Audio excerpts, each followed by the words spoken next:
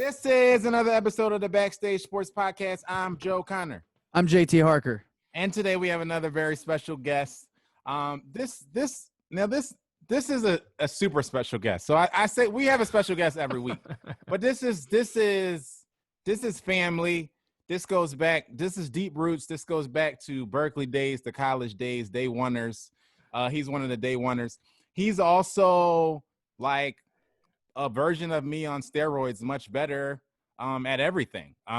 People think that I can sing and play drums. He can really sing and play drums. His voice is phenomenal. He's a singer songwriter, so he's also is a great songwriter. What you about to say, JT? I wasn't gonna say anything.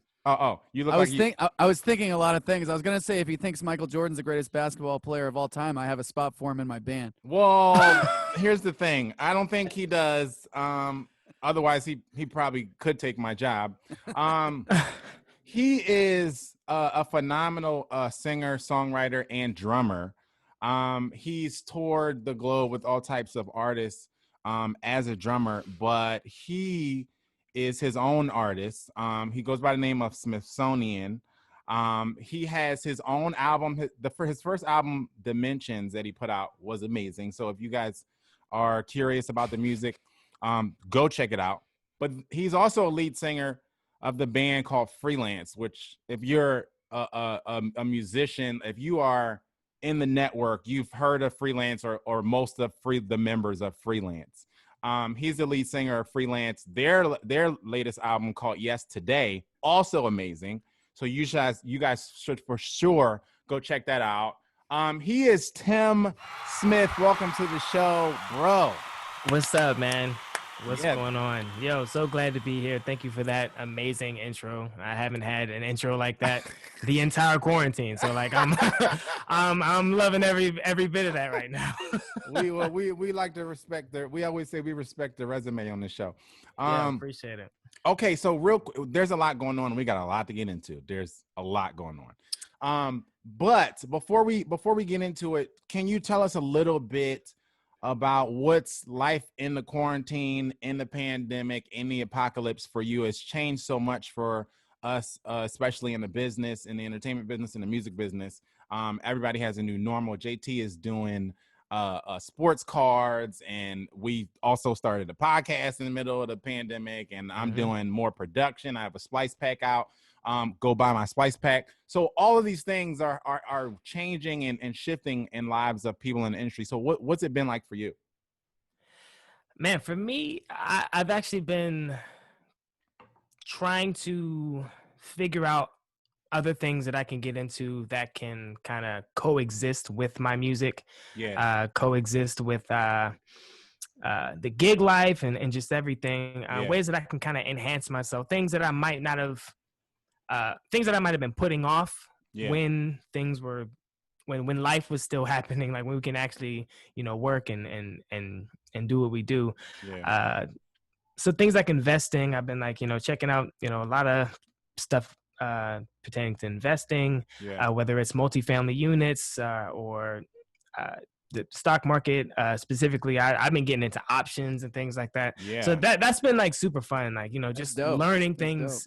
Yeah, like it's and I just think like the whole not being able to make money during this whole thing was just like jarring for me. It was just like just completely turned me on my head. So that kind of like pushed me into just really trying to figure, okay, how can I grow my net worth? That's and continue to do it, like even if I can't do gigs and things, like what are some ways that's one thing that I've been focused on, just little hobbies and things like that, like learning Spanish. I also want to learn Spanish and learn it way better because I live in Los Angeles and I wanted Spanish to be my language in high school, but they decided they split us up in Spanish and Italian. And the Italian, the little that I know, will do nothing for me here. Now I live in the heart of Little Mexico. And in South LA, and Right. I need to know Spanish. So that's good. That's dope. that Joe, you're doing Joe, that. did you know that I took 8 years of Spanish in school? No, I did not. took 8 years of Can you Spanish. speak any I speak of it? zero Espanol. I'm about to say I don't know. Zero. I've never heard Espanol. you say anything like other than Zero. my burrito. I have experienced much Spanish, Mexican, Latin Punani? escapades, but Look, let me tell you something, Joe. My burrito is not Spanish. It sure ain't, and that's all I've Neither. heard. That's all I've heard him say. Because I don't even think you can get a burrito anywhere but the United States. Like Yeah. in any of the like Spanish speaking countries I've been to, you say burrito, they're like, Nah, it's not. We don't it's not do a that thing here. for them. and we Yeah. also don't have Taco Bell. Like, you know, They, it's like, no Taco Bell. Also, no breakfast burritos or breakfast tacos because we don't eat breakfast. no breakfast period in Yeah, Spain. period.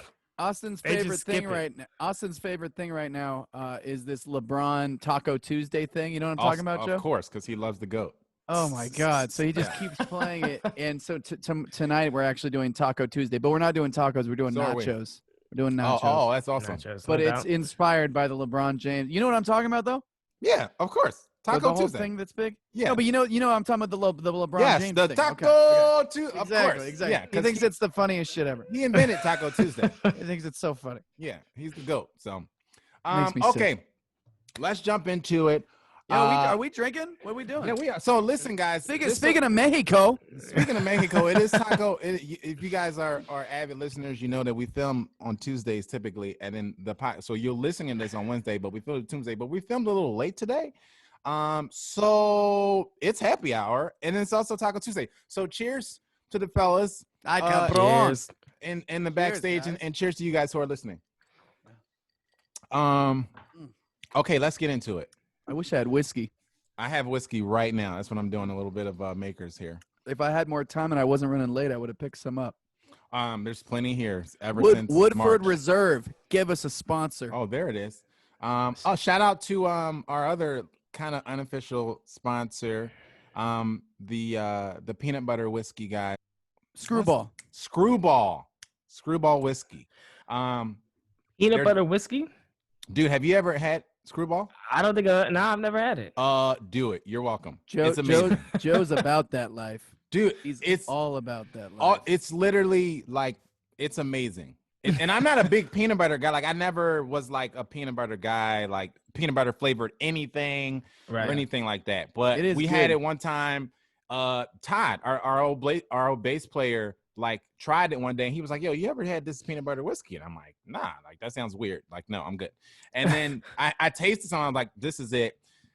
Fast forward a couple years later, I'm at the Super Spreader event in South Dakota, playing at the Sturgis Festival, and the guy, the Screwball truck is sitting next to our van. And I'm walking off stage and I see the Screwball guy. And I'm like, yo, that's the Screwball guy. And he looks at me. He's like, come here. I come over there and he's like, do you want something? I'm like, does a bear shit in the woods? Like, of course I want something. And he literally gave me multiple bottles of Screwball, t-shirts, all this swag bag stuff. So when you say love it's the Screwball guy, who was this guy? So I saw him at another place that I was. So so you know how every beer or liquor company Like has a like regional- their like a truck. regional thing? They have their truck or whatever, and you might go to the iHeart Festival or you go to Coachella, you'll see their signature truck like in a lot or somewhere, right? The Screwball truck literally has like a furry like bull on the front. The whole truck is like covered in fur, so you know that it's the truck, right? Gotcha. So the guy in the truck was at like somewhere else that I was. I can't remember where it was. It was like some wine festival or something like that, but he was there. And I recognized the truck or whatever. And then he recognized me. He was like, yeah, I saw you at so-and-so. And I was like, no way. And he gave me all the swag bag stuff. So now I'm like, I'm an official, unofficial Screwball. Speaking of recognized you and seen you before, I noticed today for the first time, Joe Conor, that you're verified on Instagram now.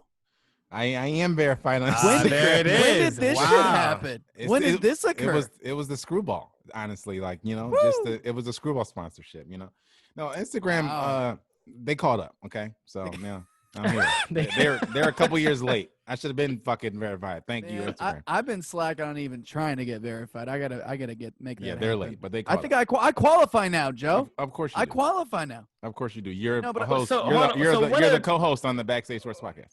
What are the qualifications? Because I've seen people I've seen people with thousands and thousands of followers, and then just the other day I was checking out this cat. He had like 1,200. Yeah, and I'm like, it's not the numbers. Exactly are the It's not the numbers. qualifications for it? It's not the numbers. The qualifications are, and it's actually harder now than just like everything to do everything on all the platforms. As time goes on, it gets harder. But what it is now their thing is like you have to be a quote reputable and notable, right? So you need like a wiki page, or you need they go through like your resume and what you've done and all this stuff. And then you have to have like, y'all can Google me, motherfuckers. It's Google like one of those shit. things.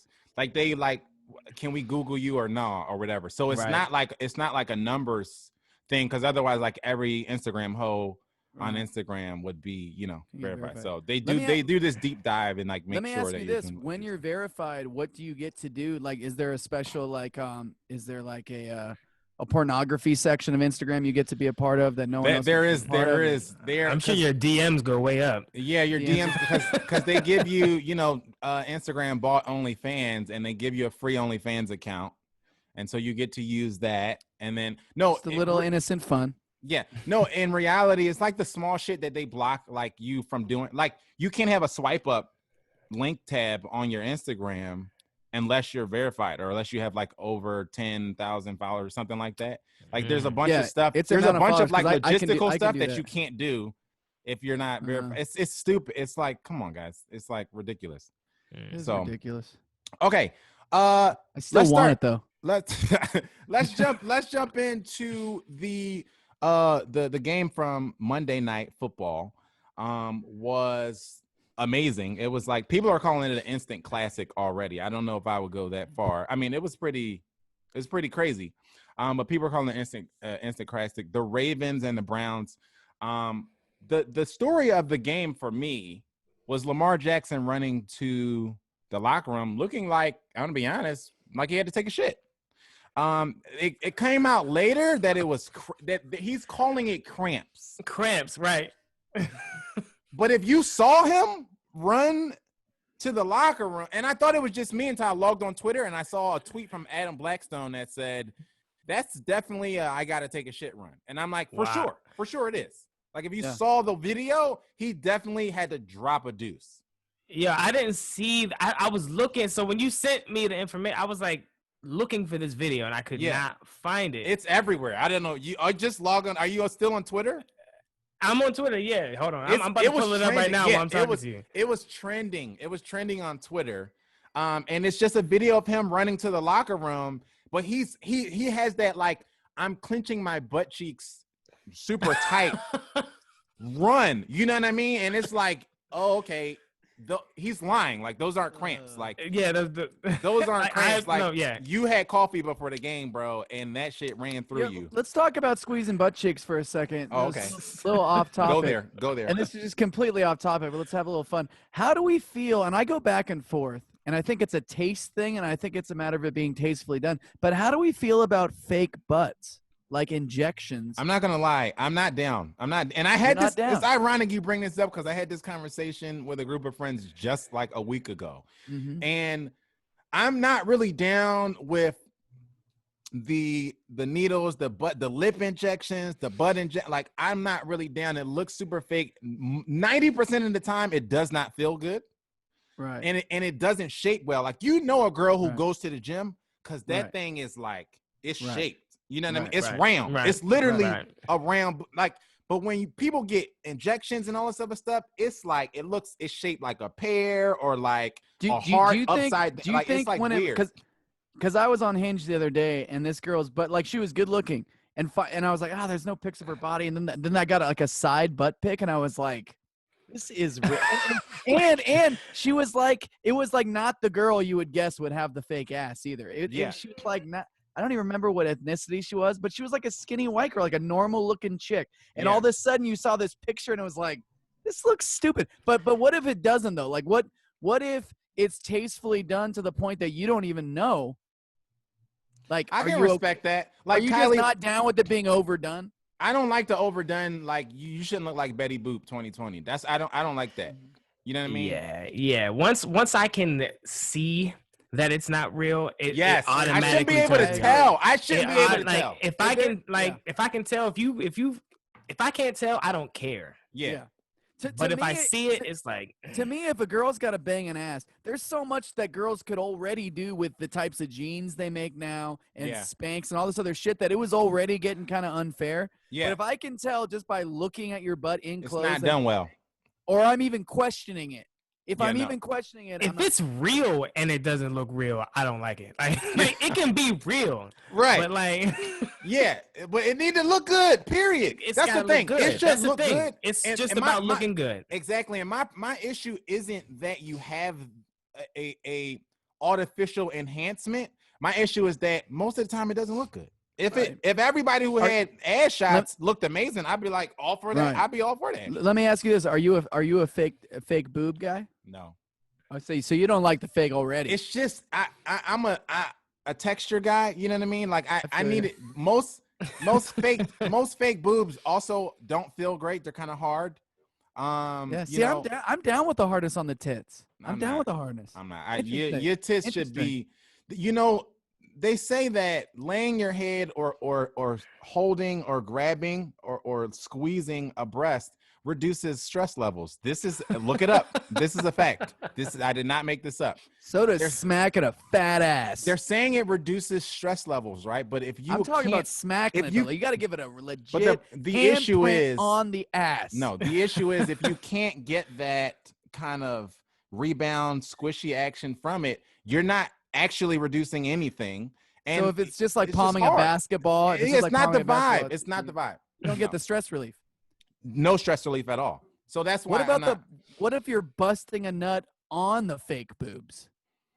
This That's just got different because it this looks. just I got mean, really do they look? inappropriate Let's really be fast. honest. Do they look great? Yeah, they do. But do they feel great? No, they don't. So most you're a of the feel time. guy more than a look guy. Yeah. I understand. Okay, Yeah, we I can mean, like continue. it's like when you eat your food, it doesn't mean anything if it doesn't taste good. If it looks like $1,000 plate, awesome. But then I eat it and it tastes like shit. What did it really do? You know?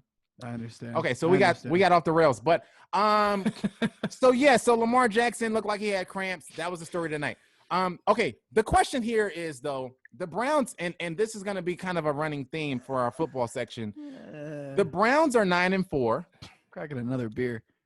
They also looked like they were, one of the class of the NFL, one of the class teams of the NFL, right? That's what they look like, right? That's JT's doing a Corona commercial right now. Right.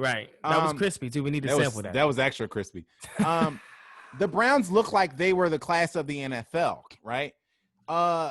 They just dropped one. They're 9-4. Are they legit? Right. We're gonna talk about teams that the Steelers. Obviously, Tim is a big Steelers guy, but the question now is: are the Browns legit?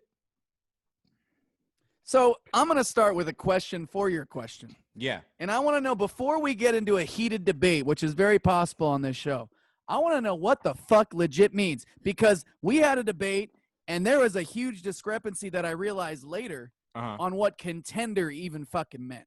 Okay. Because depending on how you look at contender, depending on how you look at that, if you consider a contending fighter a top 10 fighter, that could be considered a contender. If you consider a contender a guy that can actually make it to a match where he's fighting for the chip, fighting for the belt, that's different. So I'm going to say I think the Browns are a legit football team. I think they're legitimately on the rise. Are they a legit contender? And my definition of contender is can you possibly win the championship? No. They're not right now. I would agree. I don't think they are. I don't think they are. I don't. I think they they're a for legit sure team. are not. That if they were in the playoffs, I'd be like, they deserve to be in the playoffs, and who knows.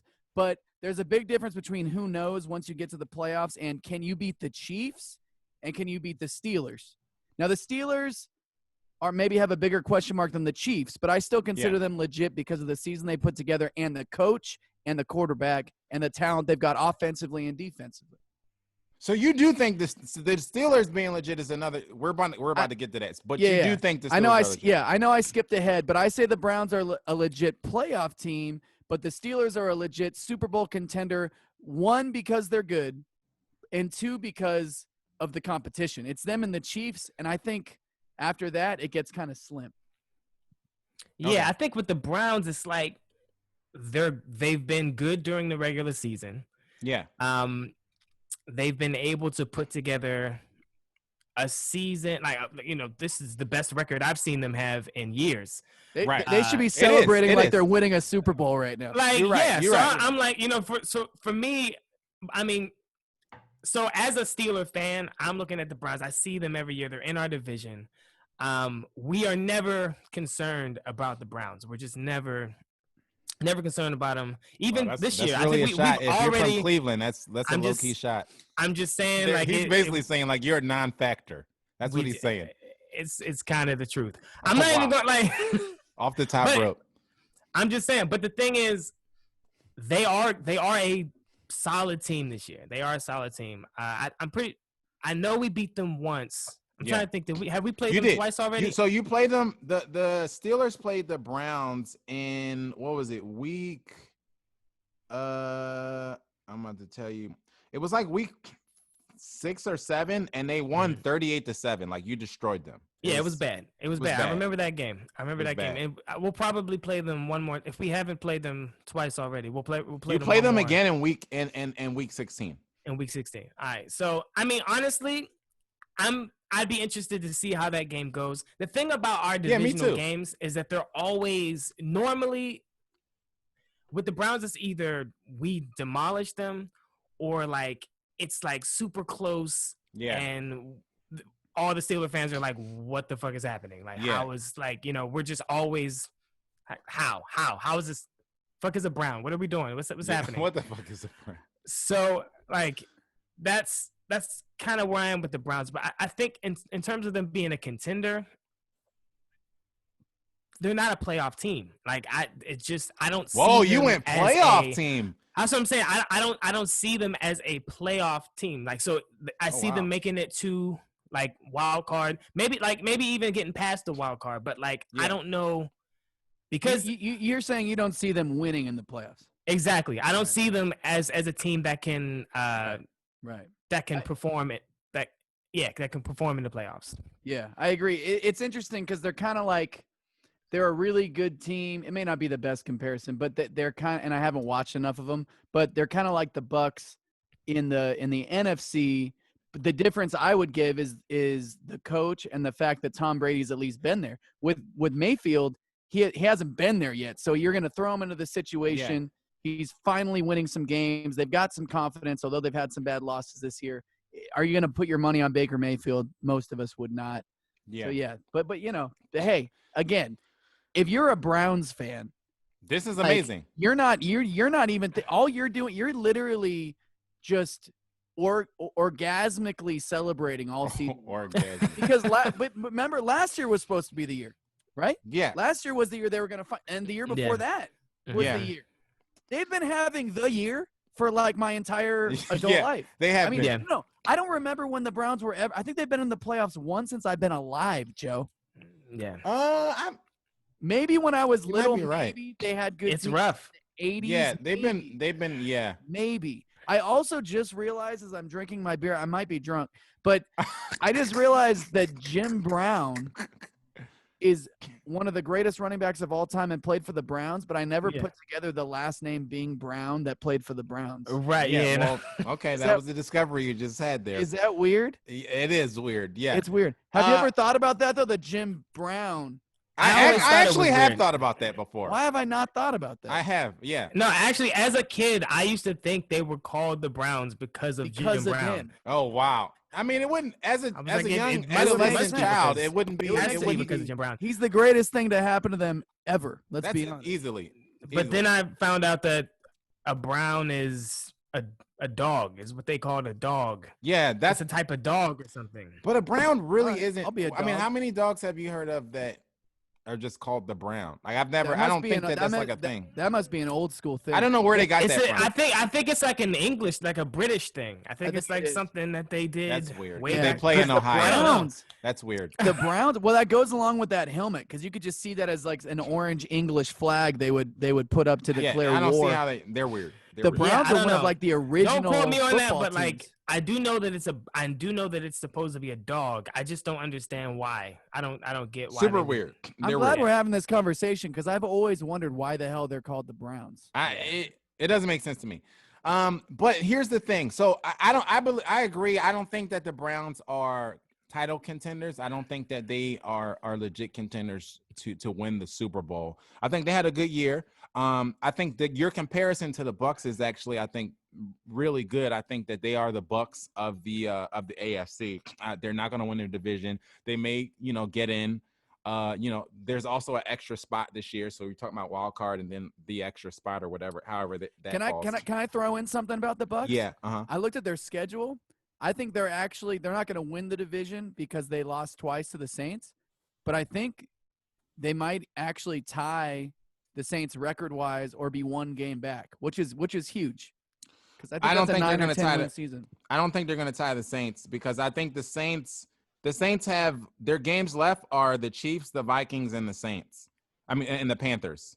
They may lose to the Chiefs, but then I don't see them losing to the Vikings. So I see them dropping maybe one more game. They have 3 games left. Yeah. Oh, okay. They have Chiefs. They have Chiefs this week, Vikings, and then Panthers, which they win.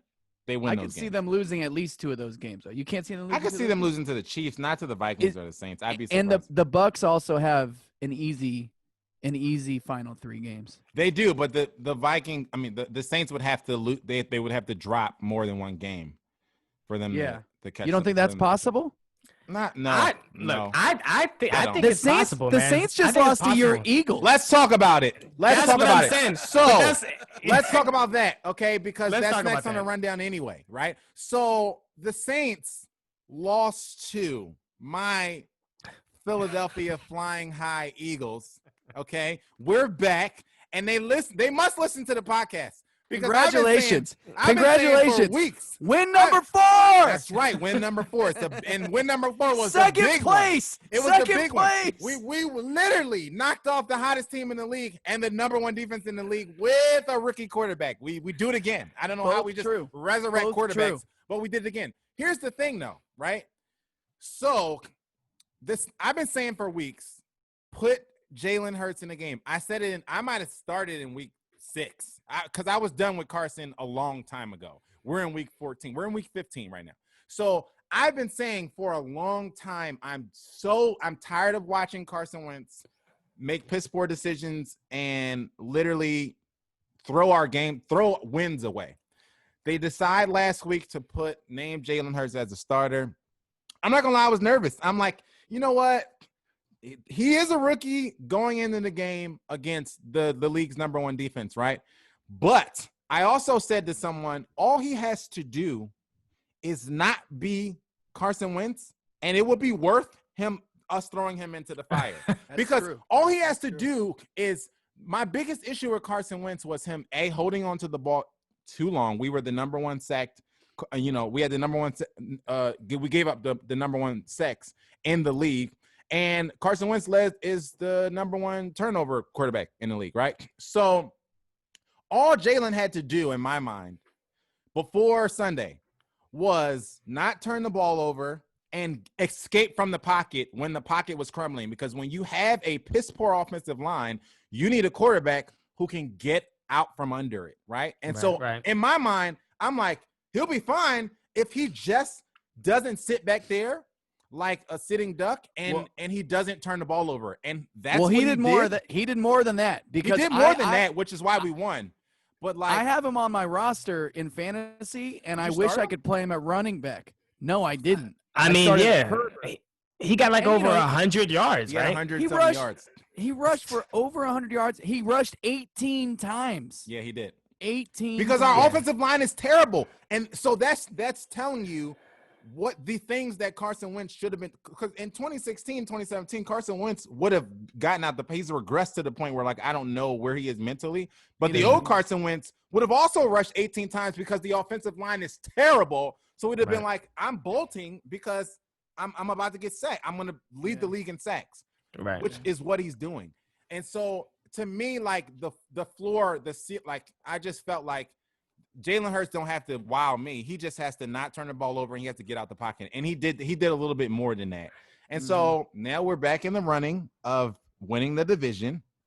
And I think they made an amazing decision. They said that they chose him to be the starter. They named him the starter again for this Sunday coming up against the Cardinals. So I think it's a good decision. I mean, I watched that game, and I didn't know anything about Jalen Hurts, and like watching him play, I was like, this dude is composed. Yeah, like he's just being a quarterback. Like he's just he wasn't doing anything crazy. I mean, he was rushing, which was like a dimension to the game that I think Carson Wentz is definitely lacking. Yeah, and that like you said, like the offensive line isn't really protecting him, so he needs to be able to do that. Right. So I thought he looked good, and I also thought that him being in the game helped Miles Sanders out a little bit. It did. Because I've been wondering what's going on with Miles Sanders. I know. I mean, and anybody who has him in fantasy was also wondering what was going on. I was Miles Sanders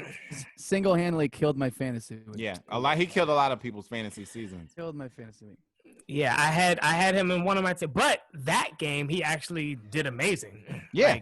I was playing against him. That's why he killed my fantasy. Right. Yeah, well, and also because Jalen's ability to get out the pocket, it helped the run game. It actually helped the run game because, now and it doesn't make sense to me why we weren't running the ball more anyway, because when you this was a couple weeks ago, I looked at the stats and it said that we were almost last in the league in run attempts, but third in the league in yards per attempt.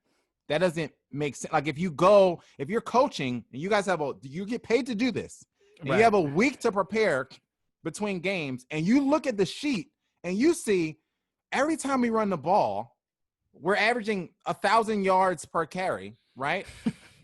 Why don't we just maybe run the ball more? Like you would think that they would see that, but they haven't, and so I think Jalen Hurts helped that out a little bit, and Miles Sanders was in rare form. So I'm here for it. I've been telling them to put the kid in for weeks, so I'm just glad that they actually listened. Well, man, they've got a big 3 weeks, Joe, because if they play like they just did, they can beat the Cardinals. The Cardinals are kind of reeling a little bit. They looked like they might win the division, and now they're not looking. Now they're not looking good. Cowboys, obviously, we know they can beat them. Win. And Check it. We know that the Redskins or the Washington football the team soccer with no club, name is the only team that I'm worried about in the division, and that's the awkward part. Yeah. But you play them, so you kind of hold. So we can't. You hold part of your. If we went out because of this silly ass Bengals tie that we got from Carson Wentz, if we win out, we win the division. Right. For sure. So we just have to win out. We talked about this last week. It was the right move because for no other reason to start with other than you need to know what you have, because if he's not the guy and you're stuck with Carson Wentz, you got to go back into the draft and get another quarterback. Yeah. If you think he at least 60 to 70% could be the guy, then you don't look for a quarterback. Yeah. And he can draft other positions, which you clearly need, offensive line. That's true. And God, wide receiver, like goodness gracious. Go get some talent. And they're in a good position because their defense is solid already. Yeah. So next year could be a complete reboot. Yeah. Speaking of wide receivers, so I've been wondering why So I haven't been watching a lot of Philadelphia games. Yeah. But like towards the beginning of the season, like Fulgham was like Fulgham was going in. Fulgham, he was snapping. Yeah. And now he's not doing anything. So this is the reason why. So and this is why I didn't getting into fantasy. This is why I didn't pick him up in fantasy, because I saw him trending upwards for a while, and I thought about it, and I was like, maybe I should pick up Travis Fulgham. But I also realized that during the period where he was going nuts every week, and he was top 10, 15 receivers fantasy-wise, numbers-wise. I didn't pick him up because I knew that this stint that he had would be short-lived because he was doing it because our entire wide receiver court was hurt. Yeah. Alshon Jeffrey was out. Deshaun Jackson went out. Jalen Reagor went out. So it was literally Zach Ertz went out. Terrell Owens was out. Also, he's been out for a couple years. Everybody was out. But everybody was out, and it was literally just the Travis Fulgham show, and I just was like, this is not going to last. And so I didn't pick him up, and that's why. Because in the minute that I saw Alshon come back and Reagor come back, I was like, Travis Fulgham is going to come back down to earth, and he did on cue. So that's why he's a talented kid, though. He just has to find his place in the offense, and we have a lot of, if Deshaun Jackson was back, he'd be even further down on the chart. You know what I mean? So that's why. But yeah, so we'll see what happens Sunday versus the Cardinals. So you said that both of you guys said that you didn't think the Browns were legit contenders. There's been a lot of conversation around another team that everyone is kind of having this back and forth about, mainly the rest of the world and the Steelers fan base, is having a conversation about whether the Steelers are contenders or not, right? And I posted something on Facebook the other week, and I basically said the Steelers losing to a team with no name is part of the reason why I thought all year that they weren't a legit undefeated team. Like, they weren't that Patriots team. They weren't that like, oh, they're 11-0 and we should be scared. Like, I never felt like that. And I got the sense that a lot of other fan bases and a lot of other teams in the league didn't feel like that, right? And so, of course, Steelers faithful jumped in my comments and they was attacking me left and right, and even our boy Chad tagged Tim because he wanted Tim to attack me. But Tim didn't attack. He just had a sensible, statement about it. But so what do you think about the Steelers? So let me ask you, JT, first. Are the Steelers legit to you? They lost again this week. So they dropped 2 in a row. Were they a legit undefeated team to you, and are they a legit contender now? Yeah, so obviously, especially because the Ravens weren't the Ravens we thought that they were going to be for most of this year, if not the entire season. The question was, because of their schedule, like, I get why you look at back at their schedule, which at the beginning of the season looked strong, and then you look at it 8-9 games in, you're like, oh, this actually was kind of a weak schedule. But they're still a legit. That was my thing. That was part of my thing. Yeah, no, for sure. I looked at who they played, and I was like, they haven't beat anybody. And it totally makes sense. And but although they did blow out the Browns, who I do feel are at least a legit who we just said was not a contender. No, but at least a legit football team. And they blew them out. They blew them out. Yeah. So to me, obviously they've had a 2-game skid. But yeah, they're still absolutely a contender to me, in part because the Chiefs are also not looking like the Chiefs of last year. They look good. They look really good at times, but they don't look like they're unbeatable. But that was the comparison that somebody on Facebook had an issue with, and I didn't bring up the Chiefs. I kind of brought them up. I said I hear Steelers fans griping about why people don't talk about them on the same level as they talk about the Chiefs, right? Like to most people in the sports world, it's the Chiefs, and then a big gap, and then everybody else in the AFC, right? And so I spoke about that, and they were like, "Well, the Chiefs are mad because blah blah blah blah." My thing is also the Chiefs have more quality wins, and they haven't lost to a team as bad as the Washington team with no name. Whoa, wait. See, the Washington team with no name, Redskins Soccer Club, is actually a good football team. They're actually a solid team. No, they're bad. Not a bad. They're not a bad team. They're a good football team that's improved throughout the year. And with Alex Smith at quarterback, they're way better than they were. This is the team that you just said you were most concerned about. Yes, because our division is terrible. We've been saying this all year. Everybody's been saying this. But the NFC East is terrible. They are. But they've climbed out like the Giants have of being whatever. They hadn't won a game in 3-4 games to start the year to being a legit football team. I actually think the Redskins are pretty good. Legit. I think they're pretty good. But losing that one game to the Redskins to me, because they just beat my Niners too. The Niners are trying to get into the playoffs. I don't think that defines their season. But again, the question is, are the Chiefs beatable? I say yes. Of course. The Chiefs of last year looked kind of unbeatable. But are the Steelers on the level of the Chiefs? And my answer would be no. This season, I would say yes. At times, the Chiefs look like the Chiefs of last year, but most of the year they looked like yes. No. The Chiefs lost to the Raiders earlier in the year, and the Pittsburgh was undefeated. And all The you Raiders can do are is, good. The Raiders are a Raiders good are team. good. The Raiders are good, Washington but team with no name is not a good team. That's not true. The Redskins could absolutely No. if the Raiders lost to the Redskins tomorrow, no one would bat an eye. Be like, The Washington team with no name, it's literally, if they make the playoffs, it's only going to be because they played in the worst division of all time. That's true, but That's it's also the only because reason why they would make the playoffs. It's also They're because, just not a good team. But they're better now than they were earlier. Like, in who's the their year. quarterback? Dwayne They Haskins? are much better than they were earlier in the year. And the thing is like they're How one of those dare you? teams. Alex Smith is their quarterback. That's why But they're a he's better not. team. Now Dwayne Haskins is in. Oh, did he right? get hurt? Yeah, something happened, and Dwayne Haskins. You know what I mean? Like, it's just like they're not good. I didn't hear about Not that. good. Really? Yeah. Well, Dwayne Haskins in is not a good team. No, it's not. I don't understand that they just beat the Niners. How did that happen? Because I think Alex is hurt or something like that. Yeah, hurt. Something happened to Alex. Yeah, that might be the end of their run. But they did, like, had Alex Smith stayed in, like, they were still a team that you can't, like, ignore. Like, you can't, like, just be like, oh, this is an easy win. Like, they're one of those, like, annoying teams. You can where, ignore like, them, but it's just they football. could just fuck up your playoff run like that. Like, you know, like, they're not going, but they're good enough to make sure that you don't go, kind of thing.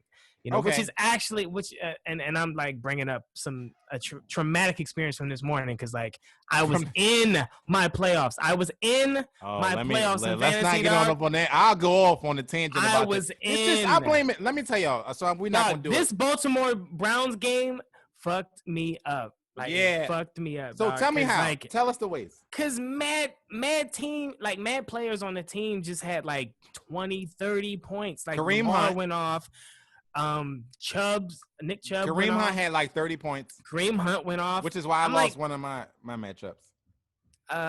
Who else went off in that game, man? It was Higgins went off. Yeah. Mayfield went off. Like, It's so, just like, 2020. It's just it was like, I dude, blamed it on 2020. All of it. My first round exit in our own playoff league, I blame on 2020.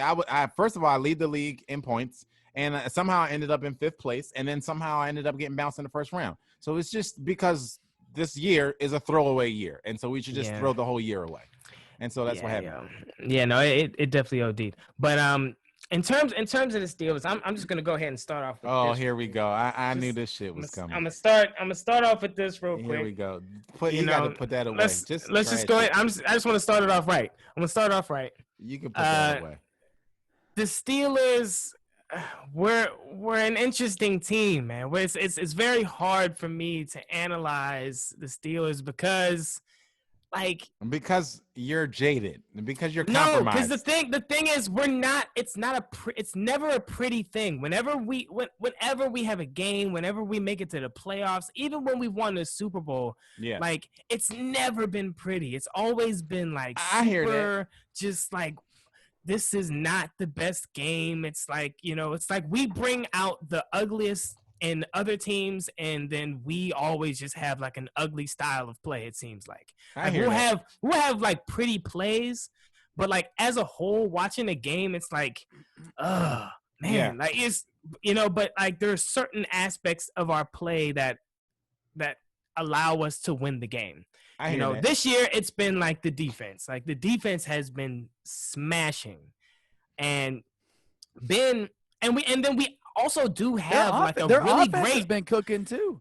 Yeah, we have a really good offensive, like, our wide receivers. Weapons. We have weapons. Like, we have mad weapons. Like, but from Washington to Juju to Deontay Johnson, Claiborne. Claiborne.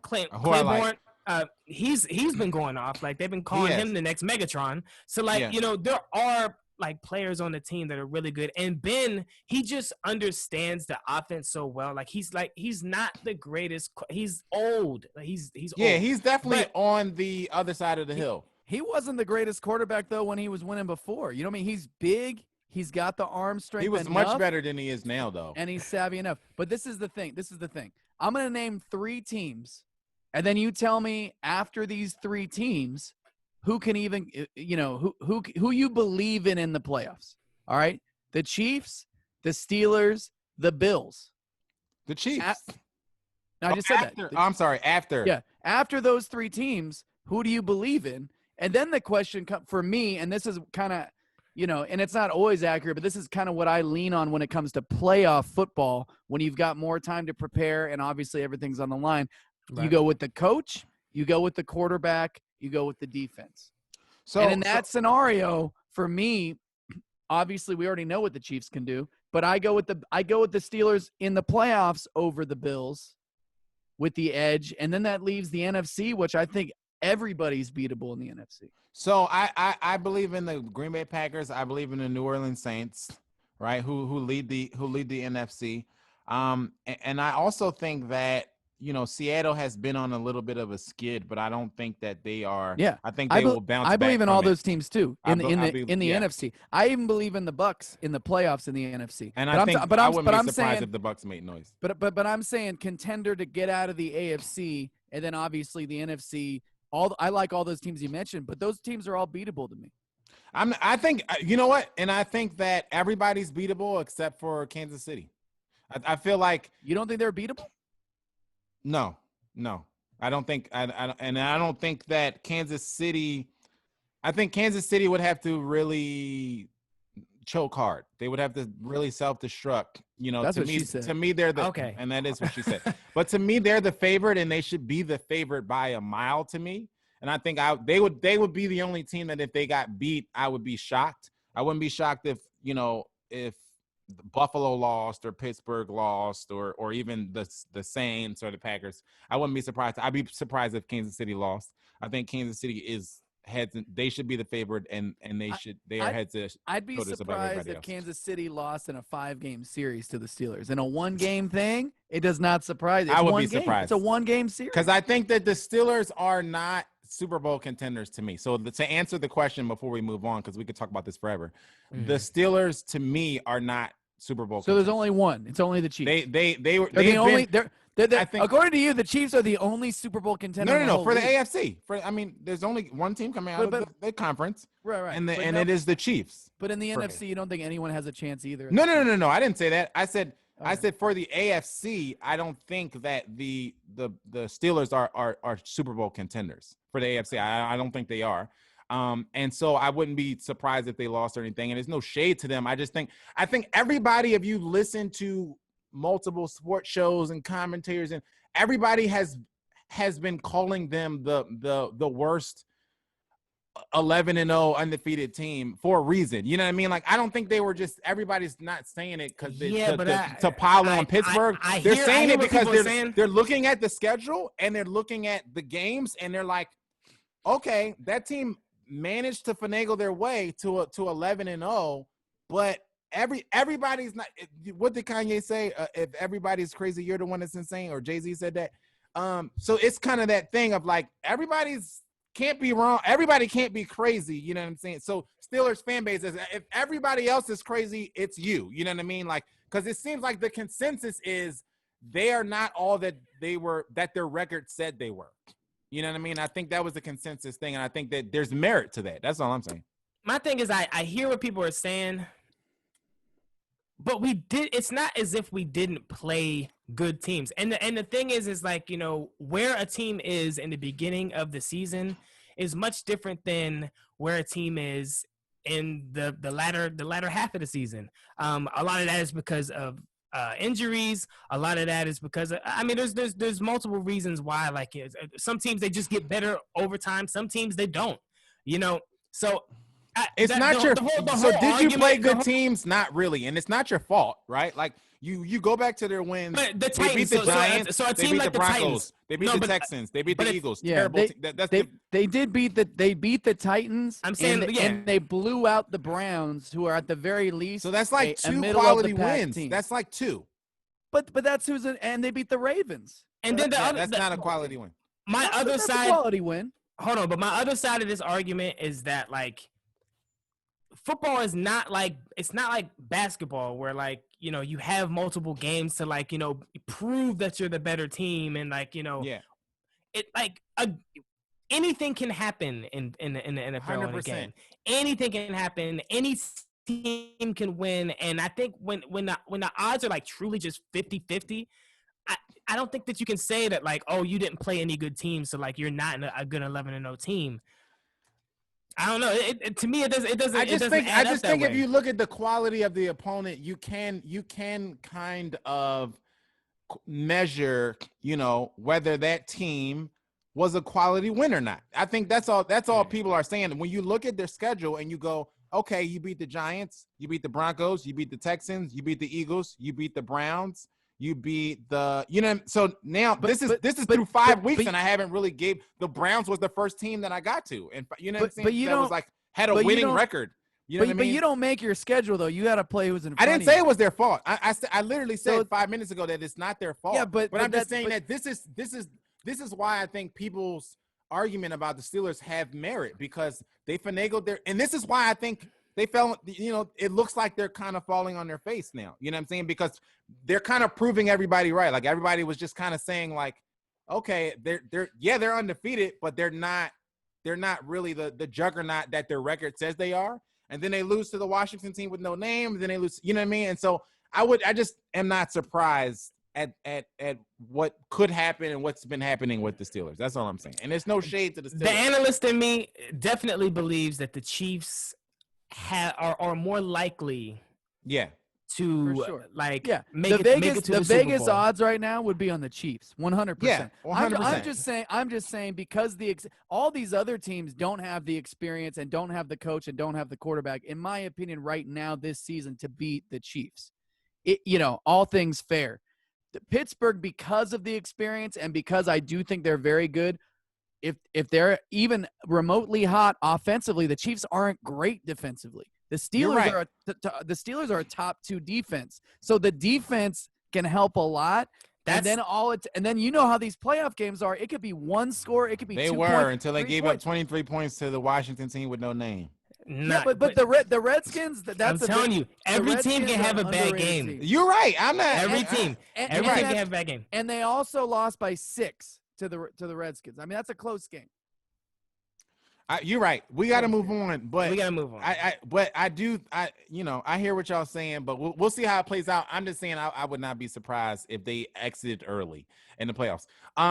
Before we get to the association, we got to talk about a little bit of boxing. So Anthony Joshua fought finally this past weekend.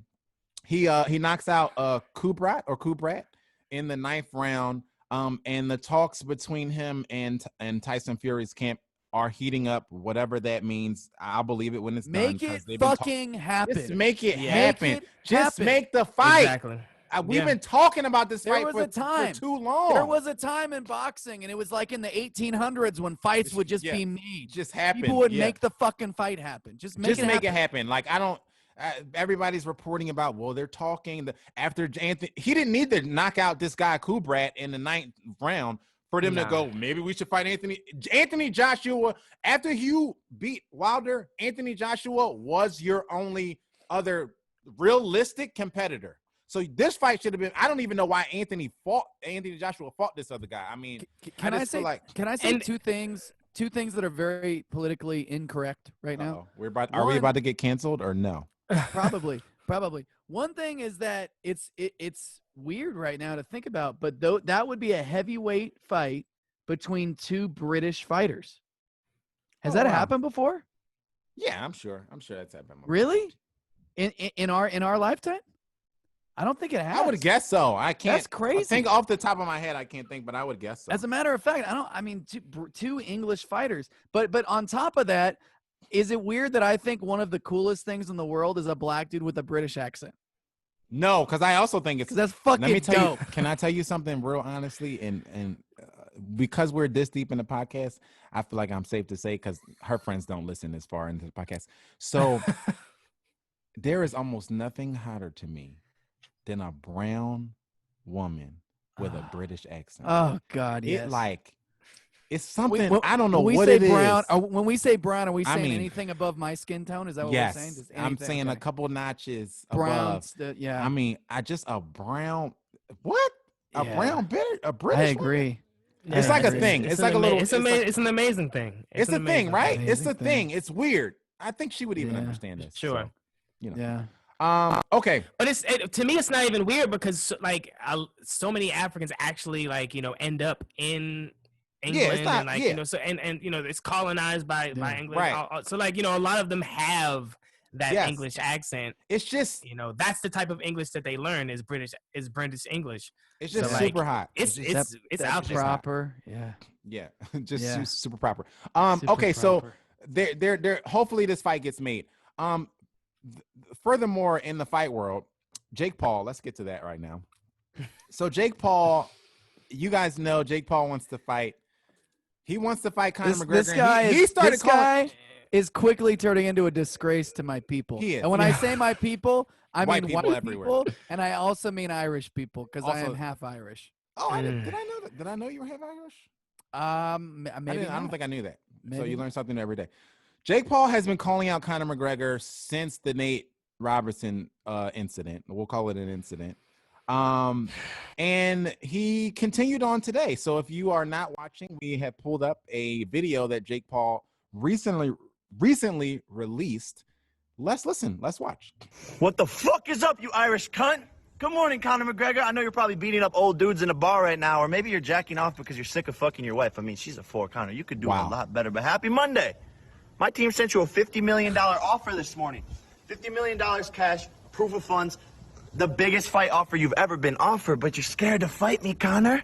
You're ducking me because you don't want to lose to a fucking YouTuber. You're 0-1 as a boxer. Wow. I'm 2-0 as a boxer. I just came off the 8th biggest pay-per-view event in history, but you want to fight Dustin Prober, who has less followers on Instagram than my fucking dog. Wow. That's a fact. Wow. And Dana White, you're a fucking pussy too, you ugly fucking bald bitch. Wow. You said there's 0% chance of this fight happening, but there's 0% chance of you getting some fucking pussy. Wow. Conor, you're scared. Dana, you're scared. Wow. Sign the fucking contract, you idiots. Jesus fucking Christ. Irish bitch. Wow. And he ends it with Irish bitch. Now, before we comment on this, because there's a lot to say, Nate Diaz, of all people, because it wouldn't be 2020 NorCal unless represent. If it wouldn't be 2020 unless some weird shit happens. Nate Diaz responded to Jake Paul on Twitter and said, Jake Paul, you need your ass beat for free. He doesn't You give spoiled a fuck. You can't really fight.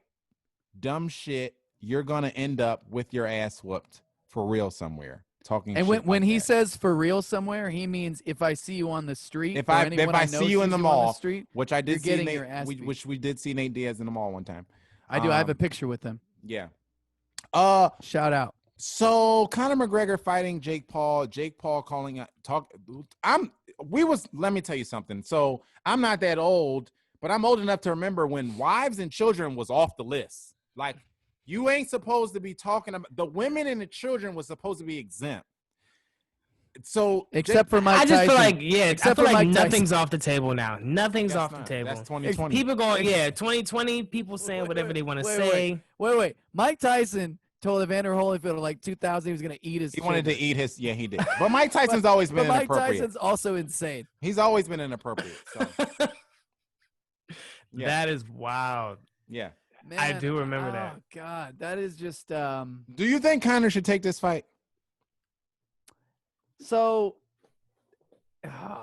as a man, he Yes, should go. of course. He should go Yes. train like a motherfucker and beat the shit out of this dude. Of Who, course. by the way, is significantly bigger than him. He's a bigger guy. Is he? What's the weight difference? He's Do you got know? to be. Him and his brother are both bigger. Because Conor, again, we talked about this the other day. Conor is shorter than me. He's like 5'8". I think Yeah. they list him at 5'8", maybe 5'9". I'm pretty sure he's 5'8". And I think he walks around right now like jacked 170. I mean, Okay. I'm 160, which for me, well, I'm 165. Connor's right now. 5'9" and he's 170. So yeah, you're So he's on it. like my size, kind of. Yeah. Right. So I Fights- could beat Connor's ass. I mean, you're big. You're a lot bigger than him, but no. Yeah. But as a man, he should. But from a business standpoint, from a brand standpoint, Floyd Mayweather, as great as he is, who could still be a top 5 contender maybe as a boxer, is done. He is an Yeah. entertainer now. Yeah. He is one of the greatest ever, arguably the greatest ever, has a great argument for being the greatest ever. But now he's an entertainer, and now he's a businessman. He's always been a businessman, but now especially because he's not really a competitive boxer anymore. Right. Because he's old. Yeah. That's how it is. Whereas Conor McGregor is still in his prime as a mixed martial artist. So from a brand standpoint, I don't think there's any way Conor does that because he can go make a lot of money in a UFC fight. He's fighting Poirier soon in the next 2-3 weeks, I think, or at least in the next couple months, and he's got plenty ahead of him. Jake Paul does not make sense. Not because he could potentially lose, because I don't think he would, but just because why? You're rich. You can go be more rich. Yeah, and if it doesn't make sense from a business standpoint, like I think that's the reason why Jake Paul is like going after this 100%. dude's wives and kids and your grandfather. Like, you know, he's pulling out everything he can to try to get this dude upset because he knows that it's not a good business deal. Like this is like there's no real incentive for him to fight. But here's the thing. But people would pay to watch it though. People would, that's what I was about to say. So they would make money. So it would make money. Business, it would be a good look, but from a long-term standpoint, I don't know. So I think that business-wise, right? So we all agree if it doesn't make dollars, it doesn't make sense, right? Right. So when I say business, I don't mean like it will definitely make money. I get it doesn't make sense for him, like him. So you're talking about the brand and everything, branding-wise, right? I get it. You're talking about branding-wise, which I get that aspect of it, right? But Conor kind of has a like, who gives a fuck brand, right? You know what I mean? And so for me, this is going to be one of his highest grossing fights financially, right? Right. Because I don't think people realize this, but if you follow the UFC, when he fought Floyd Mayweather, he made more money in that one boxing fight than he made in his entire UFC career, right? So when and that was an exhibition. That was an exhibition, right? So when you talk about him, and the reason why, in my opinion, he's been wanting to fight another boxing exhibition is because of the check. Because he had the biggest check that he's ever had in his life fighting an exhibition boxing match. And he's like, let's do that again. Who wouldn't, right? Exactly. And so to me, him considering this fight financially makes 100% sense to me because he's going to make a big check from this fight. Jake Paul made from the Nate Robinson fight. I can't remember what the number was, but like he made a couple million from that fight. We heard that we were hearing these low numbers, but the no numbers in reality was the guarantee, which makes sense. The guarantee was low. The guarantee was like $500-$600, but the gate was millions of dollars, right? And so I think for Conor McGregor, if he fought Jake Paul, who as much of a clown he is, and as well as his brother, they would make millions of dollars from this fight. It would probably rival the money that he would make from his next UFC fight. Yeah. So to me, not only does it make sense financially, but it makes sense because he's talking about your wife or your woman. And that's the thing. I think if he does take the fight, the only real reason would be because he's like, I'm going to go kill this guy. And I'm going to get rich doing it. I'm going to make more money doing it. I'm going to get rich doing it. Exactly. I'm going to get rich doing it. So why not? And I'm going to quote the great Jay-Z here. But this is the second Jay-Z quote today on this podcast. So shout out Jay-Z. I'm going to quote my favorite, which is, I'm not a businessman. I'm a businessman. Because this is the difference. And again, part of it's where he's at in his career compared to Floyd. But the other part is that what gets lost in the crazy out there ridiculousness that surrounds Conor because of his personality and the fact that he takes on this he's the notorious, right? He's the notorious one. Like he's got the whole Versad, but he takes on challenges. In the UFC, when he went to fight Nate Diaz, nobody has ever done it before, and no one would take that fight because he's going up two weight classes for no belt to fight instead of fighting a guy where he was supposed to be a champ. He was supposed to get a belt. And he said, oh, he can't do it. Cool, I'll go fight Nate Diaz, who is 20 pounds heavier than me. Yeah. And he lost. And then the first thing he did after that was go take the fight again immediately and beat him. So as crazy Irish as he comes off, and as much as he comes off about the money, he's about the challenge. He's all about the challenge, because he could have, and for non-UFC fans that don't know the game, like, the game is you go and dominate your division forever. John Jones has dominated the light heavyweight division his entire career, and now he's saying, I'm going to go heavyweight. Forgetting his name off the top of my head. But what you do is, George St. Pierre as well, dominate your division, and then you go on and do something else. Conor McGregor won the belt and basically right away said, I'm going to go try to win another belt. Yeah. No one's ever done it, because it can completely derail your career. So my point is, for me, as much as he'd love to go kill this kid, man, I'm a professional. I'm one of the greatest athletes on the planet. I am now one of the most famous athletes on the planet, and I don't fight Jake Paul. But boxing is an exhibition for him. It is an exhibition. It's not a UFC fight. That's the thing. But and that actually was my main point why I went into that. When he fought Floyd Mayweather, he's fighting on paper the greatest boxer who's ever lived. Yeah. You know what I'm saying? So, and if you fight Oscar De La Hoya, you're at least fighting one of the greatest fighters who's ever lived. Right. As opposed to fighting a kid who beat a basketball player in his first fight. Yeah. This kid's only at, you know what I'm saying? Like that. Yeah, it's just a. But for the pay, if I offered you 50, let's take Jake for his word. Oh, I'll fight Jake Paul tomorrow. But not JT Harker. If I offered you, Conor McGregor, $50 million to fight a YouTuber who's been talking shit about your wife or your fiance or your girlfriend, are you going to take the fight? I think it's tempting, but I think he knows I can go, because think about it this way. If I can make a fight with a mediocre boxer who's at least legit. So if I lose in the boxing ring to this guy and still make that big money and make all this, we talk shit back and forth and make all this. Like the Pacquiao fight. The Pacquiao thing was a real thing. That's a real thing. Yeah. Pacquiao thing and that's a challenge. And he would lose because Pacquiao is one of the greatest of all time. He would lose. Right. And he would make a big paycheck. But your brand, your business, man, is not going to be derailed or dinged because you took a fight with Pacquiao or because you lose to Pacquiao.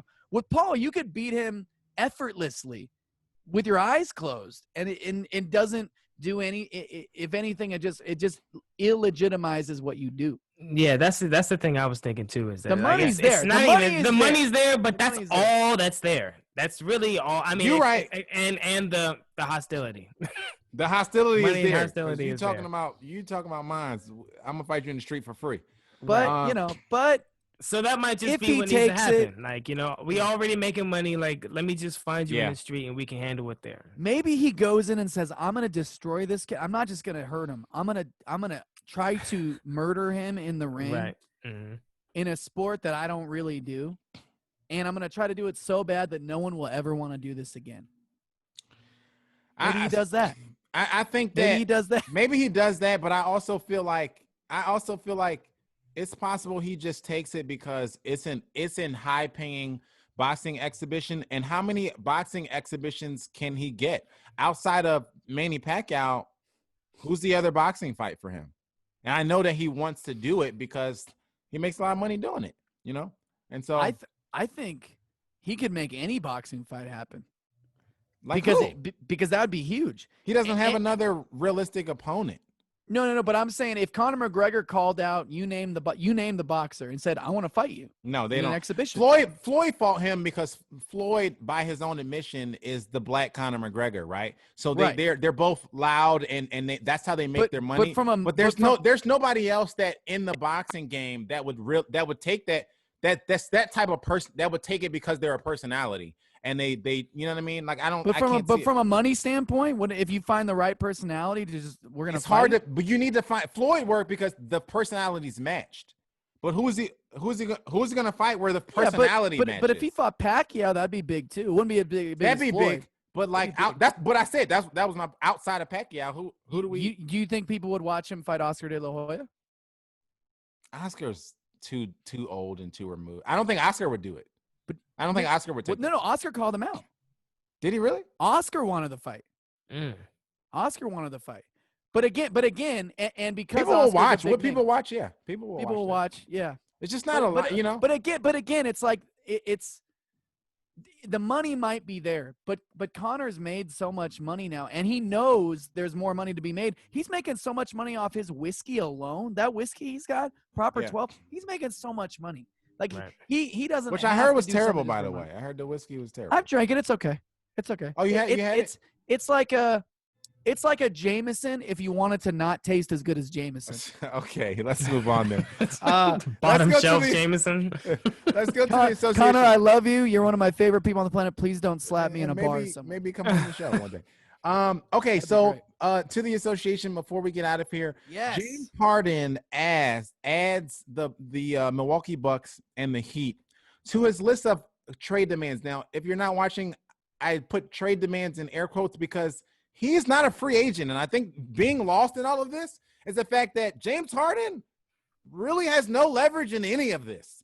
He can't force his way out of Houston. He can't call his shots. He's not a free agent. He still has a couple years left on his contract, and they don't have to do a damn thing if you're the Houston Rockets. No. So he added the Bucks and the Heat to his list of possible teams that he wants to go to, but it doesn't mean anything because he doesn't have the leverage. No, he doesn't have the leverage. And you know what? I've lost some respect for him because I read some quote the other day, and I was going to take a snapshot of it and talk about it on the show. But he said something and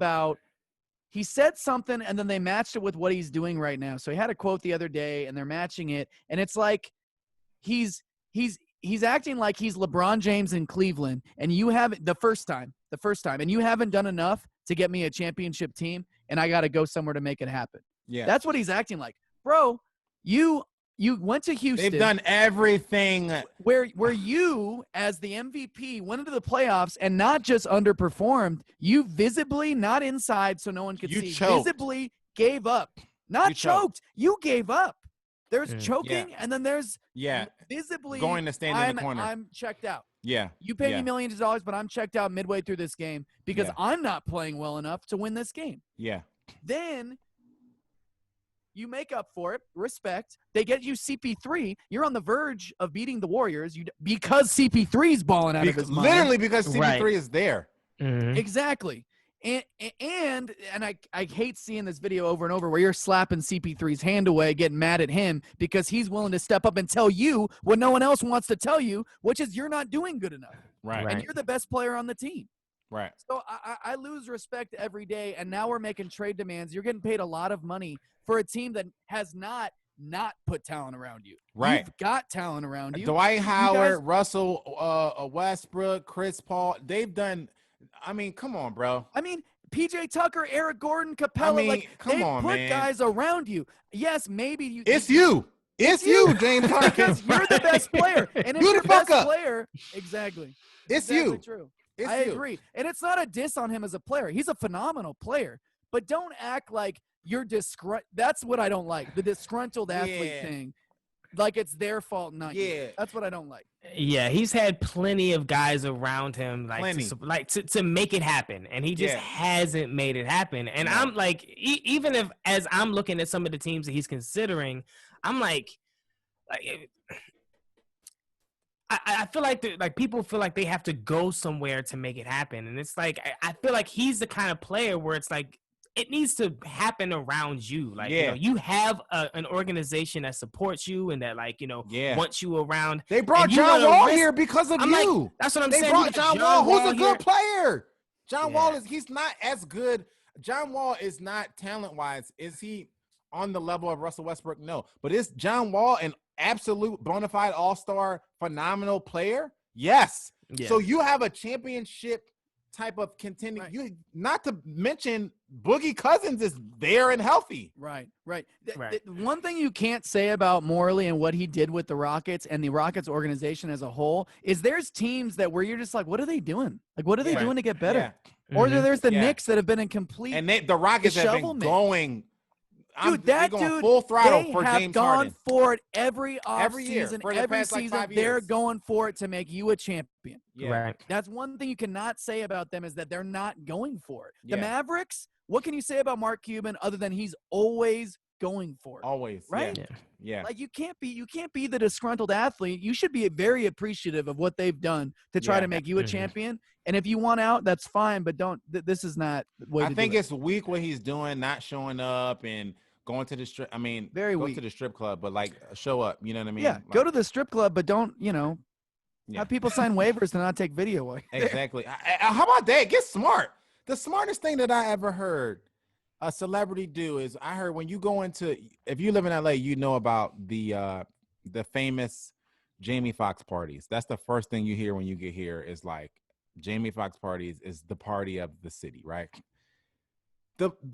And I've also heard this that Justin Bieber does this, makes people just put their phones in the basket when they walk in. Justin right? Timberlake does as well. I heard Justin Timberlake, when you go and you all right, at this point, when you're in the club, James Harden, and you were there for, I think, Lil Baby's birthday or whoever's birthday it was, it's you guys rented out the club. It's a private. We're in the middle of a pandemic too, so it's not like it was super open to the public. Even though if you're in Atlanta or someplace in Texas, it is. But you could have been like, all right, I'm here. We're gonna party for your birthday, but let's make sure that people don't have their phones out. You know what I mean? Like, learn to have a part. You learn to have a good time without having people broadcast it. I'm gonna do the same thing for my bachelor party. Like, when you come in, you gotta lay your phones in the. I want to in know the where this basket. bachelor party is, Jay. And you will. And I you want to will. know where it is. Okay. I do. So Can I? Yeah, Wait, yeah. what's the next topic, Joe? LeBron on the Road Trippin podcast. God, I'm so sick of LeBron topics. All right, let's go. We haven't talked about LeBron in weeks. I'm just sick of LeBron. Which is true. You talk about LeBron all the time. No, I'm no, just no, kidding. No. Here we go. No, we haven't talked about LeBron. So LeBron was on the Road Tripping podcast, which is a great podcast. If you're not listening to this one, listen to that one. Where he said, I have been a part of, because so just a little bit of context. They were asking him about, the Lakers winning the championship this past year, and his comments about the Lakers want their respect and I want my respect, right? And they were saying, like, what's that about? Like, what triggered that commentary from you?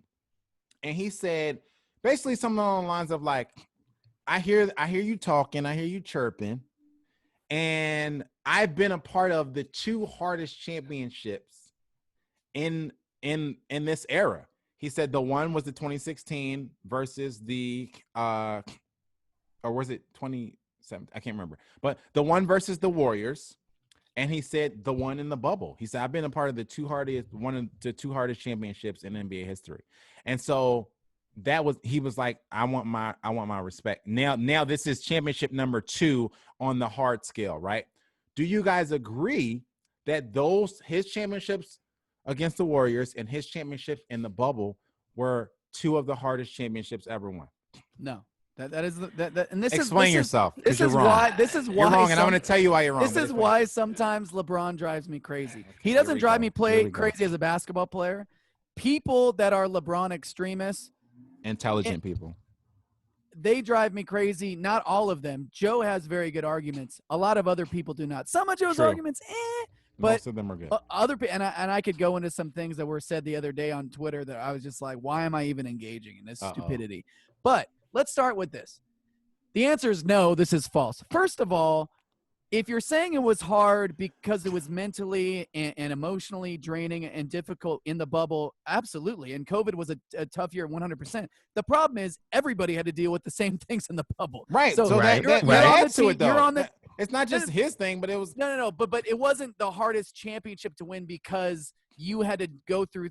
You had to go through teams and things that were difficult. It was because you went through something that all the other teams in the bubble also had to go through. I don't think his points was only I had to deal with it, but I think his point is they would acknowledge it too, which they did. Giannis is one of the stars who came out and said whoever, and Giannis said this before the bubble was over. Giannis came out and said whoever wins this is going to be the hardest championship. There was another all-star star that came out and said, this shit is tough. This is the hardest thing. So, right, by their own admission, a couple players did agree with him and say, this is a hard championship. But I'm not saying the situation wasn't tough. But if you look at the competition, it wasn't as tough as what he had to deal with. For one, and I'm not knocking the Heat. I think there were two different reasons. One was competition. The other was circumstance. I think the bubble was circumstance. But competition was not. They didn't even have to play the I would agree. I would agree that. Yeah. Right. So definitely in not. that way, I disagree that it was when you say one of the hardest championships to win, you've got to compare. Usually that's because of who you had to go through. So to me, that X's this one out. I'm not saying it wasn't a hard thing to go through at all. I'm not discounting anything that any of those guys went through. I understand it was hard. But what I'm saying is from how we normally measure what's difficult to win a championship and then who you played, it just – to me, it wasn't that hard. And if anyone was equipped to do it, it was the most accomplished, one of the older, and one of the most mature athletes we have in any sport, which is LeBron James, 100%. The other thing is, look, I'm not going to discount that he beat my Warriors. I'm a big Warriors fan, by the way, if you don't know that. I'm not going to discount that he beat them at all. If you got a ring on your finger, you deserve the freaking ring. I don't care how it happened. Even Kawhi, my team literally died before the eyes of the planet. A fact. He did, but you know what? That ring on his finger, he won the ring. He's a phenomenal basketball player. But he did whatever he had to do to get a ring. So he did it. Drake's annoying. Other than that, what I'm gonna say is, so LeBron did beat the Warriors, and that's a huge accomplishment no matter what happened. But at the same time, I'm also gonna say this: we lost Draymond Green for a full game, which is a very big deal for us. We also lost Andrew Bogut for game. It's one game. But it's only a 7-game series, so one game is a big deal. But he was back for the final 2 games that they got closed out. He was back for 1 or 2 of the final games, but that one game out of a 7-game series is a big deal. And Andrew Bogut, who was second team all defense, we lost him before the series even started, which I said is a very big deal, especially against LeBron when you got rim protectors. Now you got your 2 rim protectors gone. So it is a big deal, and it's a great accomplishment. But I'm also saying he didn't beat us at full strength. He had 2 things go very, very, very. I don't know about that. That's literally correct. We lost our second team defense. Correct. We lost our second team defensive center for the whole series. Yeah. No. So that's literally it was not at full strength. And then we lost our all-star power forward for a game. Okay, It's I'm a gonna before 7-game I debunk series, this, I'm gonna let John! Tim go. It's a 7-game series. Before I debunk this, go ahead, Tim. Nah, I mean, I'm definitely hearing what JT is saying, and I'm definitely agreeing to a certain extent. I guess my thing with the whole thing was like when he said, "I want my respect, give us some, my respect." I wasn't sure where that was coming from. Yeah, It's a good question. Because it seems to me like he's like the most respected player in the league. So at first I was like, "What are you talking about, LeBron? Mhm. Everybody loves you." Yeah. And You know then what? the You know other what? thing, I like that. I like that because it's that chip. It's that chip that guys like. Why are you saying this? Like Michael Jordan saying like, "Hey man, that guy told me nice game. That guy told me nice game, Mike. Nice game, Mike." At the end of the game, and I was fucking pissed out there. I was like, "Why?" he was like, "And I used it. I used it." Like what's going on? And I took that personally. Then on top of that, like using, I guess, championships as I don't understand the metric. Like, so how am I supposed to measure the difficulty of your championship to other, like, that was the thing. I was trying to figure out how to measure them. Okay. How are we measuring championships? It's kind of like an immeasurable statement that is like, why? Yeah, it like, just sounds why? like something that's supposed to get us going. And I'm like, as I'm thinking about it, I'm like, yo, how the fuck am I like? It's measurable. So let's count the ways. How do you measure it, Joe? Okay, here we go. So there's been a couple of reasons. Let me first start with the bubble championship, the bubble comment. Okay, so was this one of the hardest championships to win, circumstance wise, being in the bubble? Do I agree with that statement? I do agree with that statement, and it's not because I'm a LeBron guy, because you guys know that I am a LeBron guy, but it's because when you are an athlete, you are a creature of habit, and that's something that all athletes would tell you. And I can tell you that from my small little itty bitty little stint of playing 4 years varsity in high school. Was the last time I was in organized sports, right? But you are a creature of habit down to the socks, down to the water you drink, when you drink it. I mean, you are a creature of habit, and it is a part of the thing that makes you you, right? And so when that is disrupted, it can turn your world around, right? The smallest thing, right? So we think about people who are OCD, right? The smallest thing can mess their whole day up, right? Oh, I need to put the coaster back in this spot or I'm going to be discombobulated, right? That's a professional athlete. Think about think about that, and then think about a professional athlete. A professional athlete is that on steroids, right? Like, I need to go to sleep at the same time, wake up at the same time. I do my whole little thing. And so the one thing that messed people up is it changed their routine, and they're in championship contention, right? And so multiple players have come out and spoken to that, right? Kevin Love came out and spoken to the mental aspect of it. Paul George came out and spoke to the mental aspect of it, said his mentality was messed up, this, that, and the third. He talked about that a lot, about how, that affected his game in the bubble. Players have come out and talked about being away from their routine, being away from their family, eating differently, sleeping differently, being in a different environment. The time has changed, right? If you play in Los Angeles, all of a sudden you're playing games on the East Coast time because you're in Florida, right? And so all of these things factor in. Wait. They were in the bubble for like months. Yes.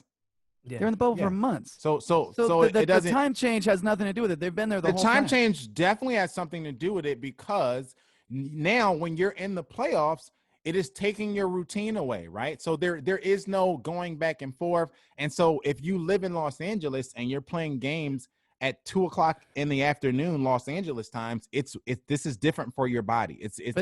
You feel it because you spent, in LeBron's case, 16 years doing the complete opposite. Right. But the time-wise, if you're in the playoff, let's say you're in the conference finals, you've been in the bubble. Your time clock is I'm done. agreeing with you. I'm saying that the change, whether it happened 3 months earlier or not, is still a change. And they've spoken about it.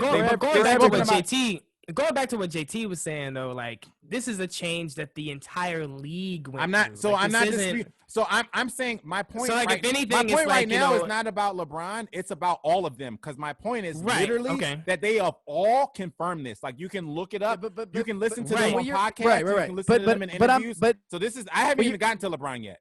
No, I know. But what I'm saying is, what you're saying is that it was a difficult experience to go through to also be competing for a championship. For all of them.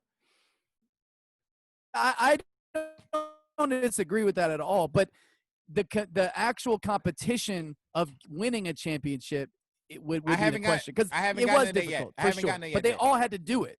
I agree with that. So I'm not disputing that. So I'm saying that, and to my point, they have multiple players have confirmed what I'm saying.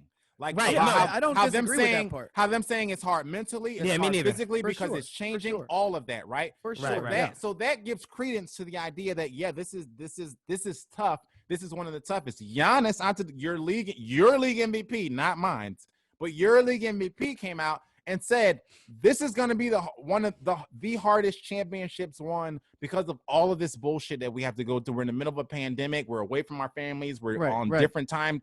All of this stuff, right? So I get that part of the difficulty. So from that standpoint, was it difficult like no other player in NBA history has ever experienced? Yes. So I'm going with that.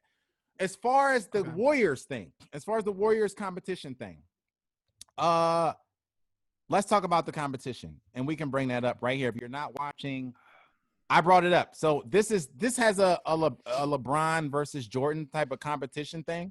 It says numbers of all-stars face. LeBron 18 to Jordan's 10. Numbers of dynasties face 2 to his 0. Numbers of Hall of Famers face 25 to his 9, right? So when we talk about the competition, Michael, and I've said this a long time ago, Michael, you cannot name me a team that Michael Jordan has faced that had 3 and 4 all-star, like 3 and 4 Hall of Famers on them, right? It just hasn't happened. And partly, again, I'm gonna say back to it not being his fault. It's not his fault. I'm not blaming it on Jordan. I'm just saying that this is something that has happened, right? And so when you talk about LeBron, Jordan has never beat a team as talented as the Warriors team that LeBron beat. And not only that, but in the finals. Before you go, not only that, but no one has come back from down 3-1 in NBA's final. He was the first to do it. So now you're talking about the competition. He has the check. And then you're talking about historically him doing something that nobody has ever done in the history of the NBA. To be clear, though, when you're talking about the competition, was the Warriors one of the hardest championships ever won? Yes. And check, was the bubble one of the hardest? Yes. Okay. But the bubble's not a check. It can't be a check because you agreed with us, but you never really explained. No. I explained in detail. I just said it was for different reasons. What made it? One was competition. What made and one it different was for LeBron? What made it different for LeBron? No. It wasn't about it. No. It wasn't about it being. But different. his statement was that he was that he won it. So I'm saying his statement is to speak. Let me respond to Tim real quick. His statement is that he won it. His statement was never that only I went through this. And That's true. It's actually to his credit that other NBA players have said this is the hardest championship won. Yeah, so I'm not arguing that it was only LeBron. I'm arguing that everybody else went through it and everybody else agreed with him. Right. But you know why LeBron? But you know why that gives LeBron and actually this is why I say I'm not saying it was easy experience, but it was actually an easier championship for him because if there's anyone like. The guy that should be able to handle that best and have the advantage in this situation is LeBron James. That's a tribute to him, though. That's what makes him the GOAT. No, it's a tribute to him, but it also makes it easier because he's the most mature guy out of all the. Because for Paul Pierce, it made him. For Paul George, it made him shrink. Right, but because LeBron's been there before, so anybody that was a contender that's trying to come out, no one has been to the bubble before. No one experienced. No. I'm saying guys that have competed for a championship before and legit contenders. LeBron James, that situation was hard for everybody, but actually gives LeBron the advantage by far. I don't know about that, but I hear what you're saying. What was you about to say, Tim? I can't remember. Okay. We got to move on anyway. Yeah, but also that list that we just showed with the MJ LeBron only in finals. It says that on there for a reason. It's very misleading because Hall of Famers Jordan's faced in the playoffs total is Michael Jordan. Jordan guys tell me it's about the finals. So now we can't talk about the finals. I don't get it. I don't know what Jordan guys talk about, but when you show a list like that, it's about the finals. It's about championship contention. LeBron's makes harder competitions in the finals. And you didn't need the numbers. You could, with your own two eyes, you could see that LeBron's makes harder competition in the finals. I've said that for years. Well, but not in his path to the finals. There's a big difference. Okay. I mean, Michael Jordan's resume. He's faced more in the finals in championship contention. LeBron has faced. But what does that mean? What does that mean, though? It means the finals is where the championship is won, and LeBron has faced harder competition. But LeBron has less championships and more seasons. He's faced harder competition in the finals where the championships have won. That speaks to Jordan having more championships. I don't. I guess I don't know what that means. To me, the metric doesn't. I just can't wrap my mind around the metric of putting a championship up against another championship, like in two different eras. I can hear that, Tim. I get it. I can hear that, but the numbers. Are the numbers. I don't understand what's hard to. I mean, the numbers are cool. The numbers are the numbers. Like I can't. The numbers are cool, but they don't always tell the whole story. And it's also tough because when MJ beat a dynasty, it was in his own conference, and there were no other dynasties. Jordan didn't beat a dynasty in the finals. That's what I'm saying. Because there were no dynasties. He would, how can you have a dynasty? Him. No, wait. I'm not faulting him. I just said it. But let me ask you a question. How can you beat a dynasty when the only dynasty in your era is your own dynasty? It's your own dynasty, exactly. I'm like, you guys are talking about having a dynasty. I tell this to my fiance all the time. You're talking about the why, and I'm talking about what is. I'm not talking about the why. No, but you're saying Jordan never beat a dynasty in the finals because there were no dynasties. Okay, but he didn't. They were the dynasty. Can you disprove what I'm saying? No, I can't disprove it, but it doesn't mean anything. That's my point. Jordan was the Warriors, so that's why when I say he never beat the Warriors, it's because he was the Warriors. I'm not even saying he was the Warriors. The Rockets couldn't even go to a third time. So to speak, like. He was other people's versions of the Warriors. So when people say he's never beat anybody that like that team, it's true. Okay. Okay. So let's we got to move on because we can talk about this forever. NBA predictions. The season starts next week on Tuesday.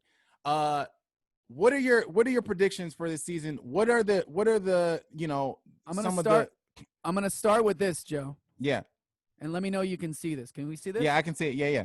These are my JT's very clearly up here. Very clearly. JT's NBA projection playoff. Joe will not endorse. Joe Conor will not endorse these endorsements. Well, he will not endorse these projections. Okay, yeah, no. The Golden State Warriors being third on this Western Conference list is asinine. It's asinine, 10, 12. So no, I'm not going to endorse that. Asinine, huh? Okay. So how do we feel about this though? Now, obviously, these are subject to if James Harden isn't on the Rockets, I have them out of the playoffs. There's a lot of things that can change. But let's look at this. That's true. I'll give you that. Let's look at this. And let's tell me how you feel about these, because these are kind of obvious, other than obviously you don't agree with the Warriors. But I have the Blazers in this high. I have the Pelicans, the Suns in. I have the Jazz out of the playoffs. I have the Mavericks out of the playoffs. I have your fake rookie of the year out of the playoffs. Who's my fake rookie of the year? Ja Morant, the actual true reigning rookie of the year. Don't you ever disrespect that guy. I have the true rookie of the year and the guy that will be an all-star this year, who just scored 25 points in his last game. Preseason? Oh, okay. Oh, we all know what he's going to do. We know his numbers were better than Ja's. We know his numbers were better than Ja's when he played. Stop it, Joe. Stop it. Stop it, Joe. Stop it. Man, I think if he can stay healthy, I think he's going to do some damage. Joe. Stop it. But how do we what do we think about this though? Mainly, what do we think about Jazz out, Mavericks out, Suns, Pelicans in? The Jazz out is not, that's foolish. The Jazz are not going to be out. They I can't see that happening. The Mavericks being out, I also don't see that happening. Interesting, with right? With a healthy Porzingis and a healthy Luka, right? That's a stretch for me. We consider both of them on the rise, but if you think about it, these other teams are making improvements. Yeah, but they didn't make any moves.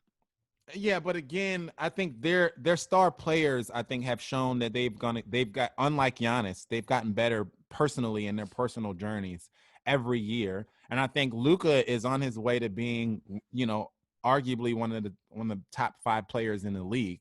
And so I don't see them regressing to the point where like they're out of the playoffs. Right.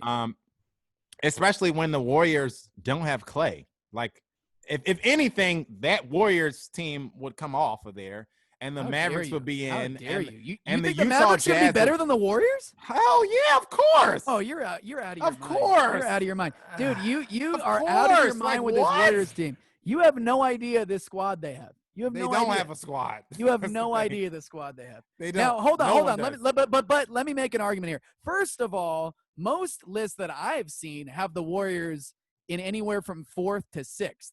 So which is reasonable because I had I said on the podcast that the Warriors would be 5 or 6 to me. Okay, well this is 3rd. That's which is crazy to me. That's crazy. Just because the crazy Nuggets? talk. Just because you think the Nuggets are better? Because they're 3rd, and I think that the Warriors. But if they were 4th, it wouldn't be crazy. If they were 5th, it wouldn't be crazy. If they were 6th, it wouldn't be crazy. You don't think they're better than the Rockets? No. Oh, how dare you? Okay, hold on. Let me make this case though. The Mavericks were 8th, right? They were the 8th seed. Yeah. The Pelicans, we all know how talented they are. They just got better. They also picked up Steven Adams. Zion, now we're, of course, assuming Zion's going to be healthy. But you don't think that Pelicans team is better than the Mavericks? And 2, you don't think the Suns looking like I don't think the Pelicans, that Pelicans team, Mavericks? I don't think that Pelicans team in a series versus the Mavericks or the Utah Jazz would win that series. And No. Through a season to make the 7th seed. No, I don't think they would be better than the Mavericks or the Jazz, and I think that they would end up having to play them in a play because the play-in game is a real thing now. They're going to continue that on to this season, and so right. the play-in game would be between 8th and 9th seed, which would to me either be the Mavericks, the Jazz, or the Grizzlies, or possibly no. The playoff isn't the correct me if I'm wrong. Isn't the play-in the 9th, 10th? I don't think so. I think the play-in is 8th. It's the 8th, 9th? It's 8th, 9th playoff. Okay. Yeah. So this team, the Suns, let's just say, would be playing one of these squads. Yes. And I think that would be – I think the Suns being in a play-in team – I think I would pick for a play-in team for the play-in little series there. I would pick the Suns, the Mavericks, the Jazz, and Memphis before I pick before I could pick the Pelicans. Oh, you're out of your mind. The Pelicans? Why? Why would I be out of my mind? Have you seen the Suns? roster? The Suns went on a tear towards the end of the season. They could have been in the playoffs. The Memphis Grizzlies, same thing. The Utah Jazz were the fucking like 5th seed, and the Mavericks were like 5 or 6. Yeah, so but the Blazers why were would, hurt. Why would they be? The Blazers were hurt all year. For one, the Blazers made the playoffs. Yeah, but they were hurt all year. They barely made the playoffs. They had to play into the playoffs. If they weren't hurt all year, they would. I'm considering the Blazers to be in the. But my point is though, what moves have the Jazz made to stay the same or get better? They don't have to. They're better than the young New Orleans Pelicans. They are. Oh, I don't know. I don't know. I disagree. Now let's look at the East after your horrible takes on the West. What do we think about the East? No. Your list on the East is asinine because the Sixers are out of the playoffs, which is asinine. Like, how is that asinine? The Hornets are better than the Sixers. You're seed. disqualified, Jake. Like what? No one would say like that is disqualification. That is means for disqualification. Hey, listen. It's a little. It's a little. Is this the analyst or is this the fan? Like, yeah, this is the fan. So upset. This is the fan. Hold on. Wait, hold on. Let me say something. No. I'll explain myself really quick. Please do. The Nets. Do I have to explain why I have the Nets 1 or no? No. Okay. No. Do I have to? I don't have to explain the top 4, right? No. Okay, so I'm going to skip that. So that's 4. Now, the Pacers, who already were seated ahead of the Sixers. You don't have to explain them either. Okay, I don't have to explain You have to explain why the Hornets are above the Sixers and the Raptors. Wait. Do I have to explain the Wizards? Kind of. Okay, so the Sixers, I guess and the you Hawks. could say, I guess you could say they're better. I guess you could say they got better. I don't think much better unless they make a really big move. Russell Westbrook alone to the Wizards puts them over the Sixers to me. Having Westbrook available alone as opposed to not having John Wall available at all makes them better than the Sixers to me. Now, these are the obvious ones. Atlanta Hawks, I love this team. I think this team could even finish middle of the pack. Why do you love that team? If you look at the roster, I didn't even realize they picked up some of the players they picked up. I think they've got a great balance of experience and super young talent. Cam Reddish is going to break out this year. DeAndre Hunter was all rookie. He's already a solid NBA player, great shooter. Trae Young, we all know what he can do. And John Collins, we already know what he could do. They also have Capella. They also picked up Gallinari. They also picked up Bogdanović. Dude, this team's nice. And I just think they've got more fun. I don't think their best player is better than Embiid, but I think Trae Young's pretty close. And I think after that, it's not even close. I think the Hawks are better than it's not even. There's literally no team except for the Nets where you can say about any two teams in the East that it's not even close. Wait. You said I didn't have to explain the top 6. No. I'm saying right. There's literally no team outside of the Nets where you can say the statement. It's not there. It's all close. It's the East. It's a shit show. No, it's not. But wait. There's a reason the Sixers this year with their full squad was the 6th seed. And then they got swept by a team that wasn't even really ready. The 5th seed made the Eastern Conference Finals. It means that the entire Eastern Conference is a toss-up. So for you to say what's the reason that the 5th seed beat the 1 seed? I think that means the Heat were a lot better than we thought because they only had a partial season. And Tyler Hero, who was 19, turned out to be an It means the number 1 seed player. in the East is not that it's not that far above the number 2 seed or the 3 seed or the 4th seed. You think the Nets aren't very far ahead of the Sixers? No, I'm saying last year. It means the number 1 seed last year wasn't head and shoulders above anybody else. They weren't. So the Celtics team, who was a 3 seed that swept the Sixers, could have beat the Bucks last year. They could have beat the Bucks last year. No. I'm saying they weren't much better than the Sixers. No, they weren't. No, but they swept them. Yes, they did. And they got a 3rd seed. All right. I don't get the argument. But hold on. Toronto just lost 2 of their better players, 2 former All-Stars. I just don't see them having enough firepower to beat any of the top 7. Now, would it surprise me if either one Hornets? Who do the Hornets have? LaMelo Ball? They got Rozier. They've got P.J. Washington. They've got LaMelo Ball. Hold on. I apologize, y'all. No, hold on. Now, obviously, it would not shock me if either one of these teams got in and the Hornets was not in. And the the Hornets Orlando will not be in bold prediction for this year's and the Orlando NBA Magic playoffs. The Hornets will not be in the playoffs. Bold prediction. and by the Joe Orlando Connor. Magic are still there-ish. I just think the Hornets are going to be better. Now, you got to make a really good argument to tell me how the Toronto is going to now play against any of these teams healthy, and how the Sixers are going to beat any of these top 7 seeds healthy. The Sixers by themselves, as currently constructed, are We're just 6 seed. as good as any of the Pacers or the Wizards or the Hawks and the Hornets and the Wizards and the Pacers are head and shoulders above the Sixers. Well, the Pacers were better than them last year. I said, And- are they head and shoulders above the Sixers to you? Because they aren't to anybody else. I wouldn't say the Pacers are head and shoulders. I would say the Bucks are head and shoulders. I said above the Sixers. I'm going down. The Pacers down. All 4 of those teams are not head and shoulders above the Sixers. I get that, but what does that mean according to my standings? So then? it means- wait, if they're not that much better, then why is it that asinine that the Sixers I have them out? Because the Sixers are head and shoulders above the Hornets. That's asinine to me. The Hornets making the Why? Because they're led by I don't understand that. That doesn't How make about sense. the Hawks? How about the Hawks? Same thing. The Hawks aren't head and shoulders above the Sixers. But then why is it that surprising that the Sixers would be here or here? Because to me, at bare minimum, it would be shocking if the Sixers didn't make the playoffs. Like if they didn't make the playoffs at all, it would be shocking. Now the Sixers, to me, if you put them in the realm of the Pacers and the Wizards, like, okay, I can dig that. The Hawks and the Hornets, they shouldn't be above the Sixers at all. But you do realize the Pacers they haven't even been there since I don't even know when. So that would be an improvement against teams that have improved, like the Wizards. What do you mean? And the Bucks. What would Meaning be the Sixers haven't done that. They haven't been to the Eastern Conference Finals. They haven't gotten past the second round. I'm just talking about literally making the playoffs. But I know, but because you have them out of the playoffs.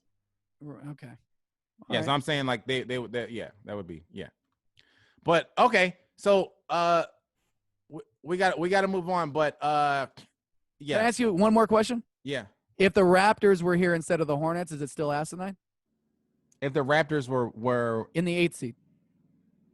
instead of the Hornets, Yeah, No. and the Sixers were still here. no. Is that If the Raptors were the 8th seed, I wouldn't be surprised. But the Raptors were the number 1 seed in the East a couple years ago, and all they had was Serge Ibaka and Kyle Lowry. That's not true. That's not true. But when That is true. But no, that's not true.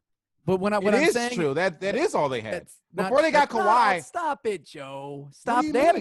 a good squad. They I had a didn't really say their good squad wasn't good. I basketball said team. all they didn't they have had. a star player. That's but they what I had mean. a really good They're- squad. but I'm saying their my top 2 point is- players were Kyle Lowry and Serge Ibaka, and But they were the number 1. They won 60 games. But my point is, if Toronto was here and the Sixers were still out, is that still shocking because they're out? No. Toronto being the 8th seed isn't shocking. The Sixers know. being out of the playoffs is asinine. It doesn't make any sense, especially I when you don't- have the I don't- Hornets and the Hawks in No, there. no. Hold on. I'm saying if the Hornets are not in, but the Raptors are in, that's shocking to you. Yes, That the Sixers would be out yes. because you think the Hawks won't be better than them this year. No, they won't. Okay. Yeah, that's not shocking. Yeah, But- that's, But then being in the 8th seed wouldn't be shocking either. who? The Sixers, because you had them as a contender. So you think the 8th seed's a The contender? Sixers being in the 8th seed would be shocking to me. Okay, I don't see why they would be in the 8th seed at all. Okay. That doesn't. Yeah, I don't see why they would be in the 8th seed at all. Okay, so before we wait, let me I can't see the thing here. Oh, okay, here we go. Okay. Before we get to the rapid and we get out of here, ESPN has put out every year they put out their list of, they rank the players 1 through 100, I think it is, every It's year. ridiculous. It's embarrassing. And every year it is pretty ridiculous. And this year we saw some that was also kind of ridiculous. But so they finally got to their 1 through 10, which is the real meat and potatoes of this list.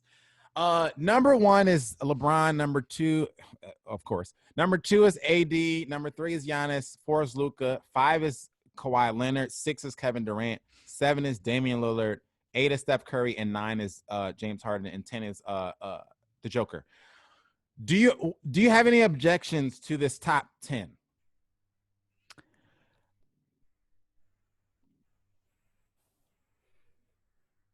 No, I don't think so. No.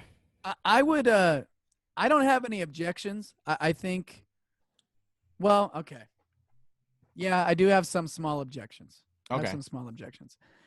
Now, part of this is going to be what have you done for me lately? So seeing LeBron and Anthony Davis 1 and 2 is not surprising because they just won a championship. Because I wouldn't put AD 2. My objection would be Kevin Durant would be 2 for me.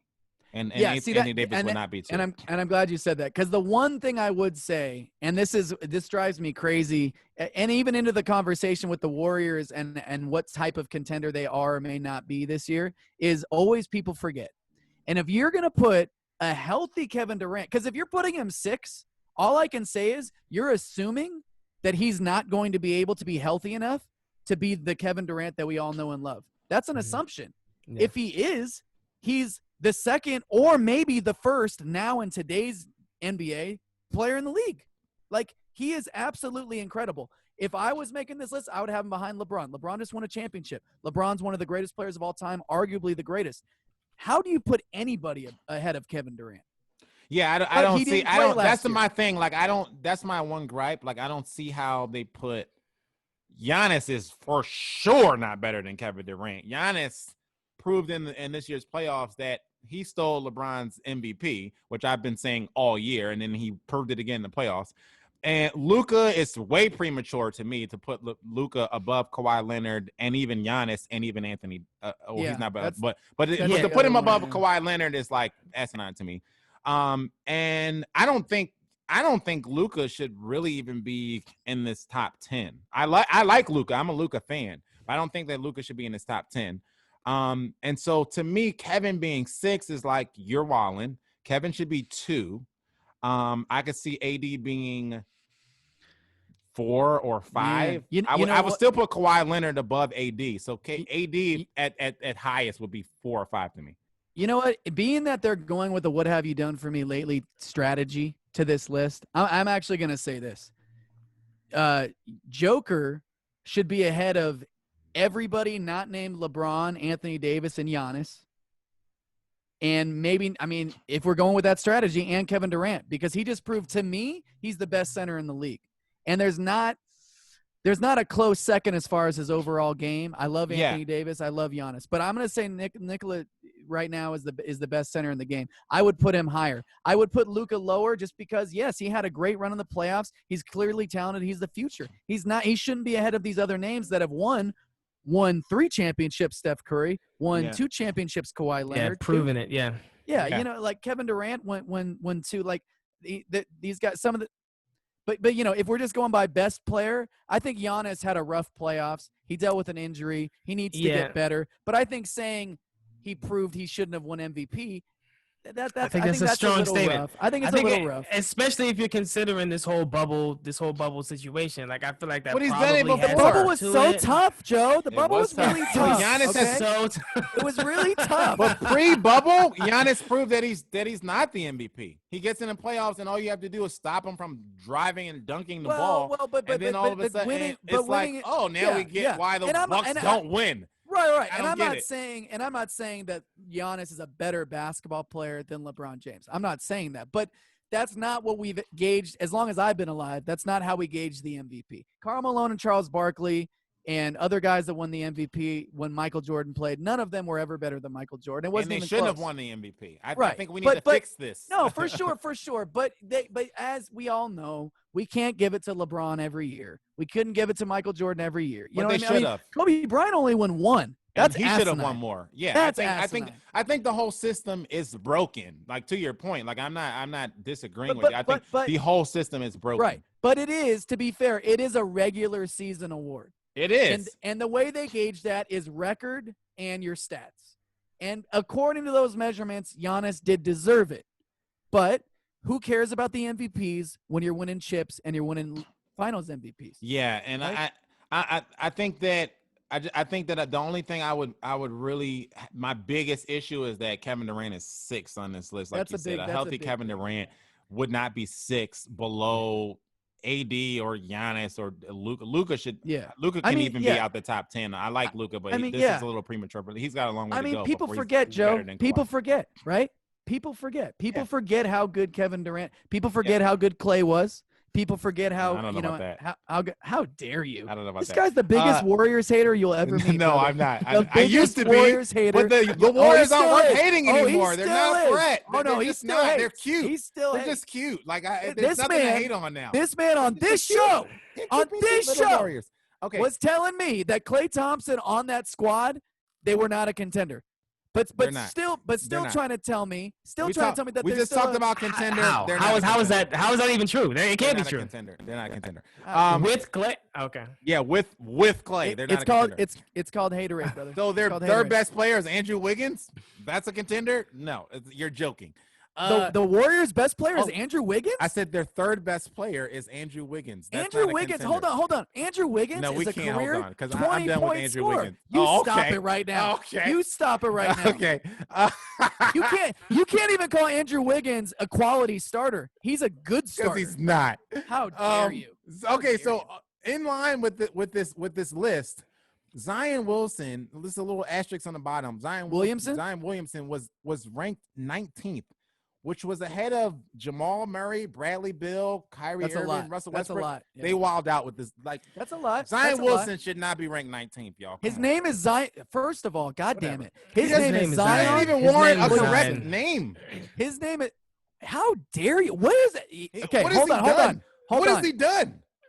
Oh my God. Nothing. Oh my God. What is wrong with you? Nothing. He was the runner-up for Rookie of the Year only because he didn't play as many stop games. It. Only because he didn't play as many games. Stop it. His numbers We were knew better Ja was the than Rookie your of the Year 3 months before Zion ever came back. because he hadn't played for 3 months. Because And Zion we hadn't knew. played. We knew. I knew. I knew this that. is I knew that. ridiculousness. I This knew is that Ja was craziness. going to win Rookie of the Year Craziness. before he. Craziness. I knew it. I called it. Craziness. Okay. Yeah, The I think haterism. this list is thinking It's wild. highly of Zion. They're like, look, like Zion For sure. this year they believe he's going to go off. Yeah, and no, they're tripping. They're tripping. If they wait, can I ask a question? Are they playing an All-Star game this year? Do we have an All-Star game? I think so. I think they'll play it. Yeah. Hold on. Another bold prediction. Oh, first of all, we didn't get to the other thing. My Rookie of the Year prediction, James Wiseman. I want you each to make a prediction. We'll revisit. I'm going to go with James Wiseman, mostly because I think he's going to have to do a lot for the Warriors, and LaMelo's got a lot of other talent on his team already, scoring-wise. But also, I think Zion Williamson will be an All-Star. Oh, that's tough in the West. It's very tough in the West. That's tough in the West. I don't think Zion will make it this year, and I think that Rookie of the Year, I would have to go with LaMelo. I think LaMelo, he got the green light, and he's the point guard there. Like, I think, I'm not even sure.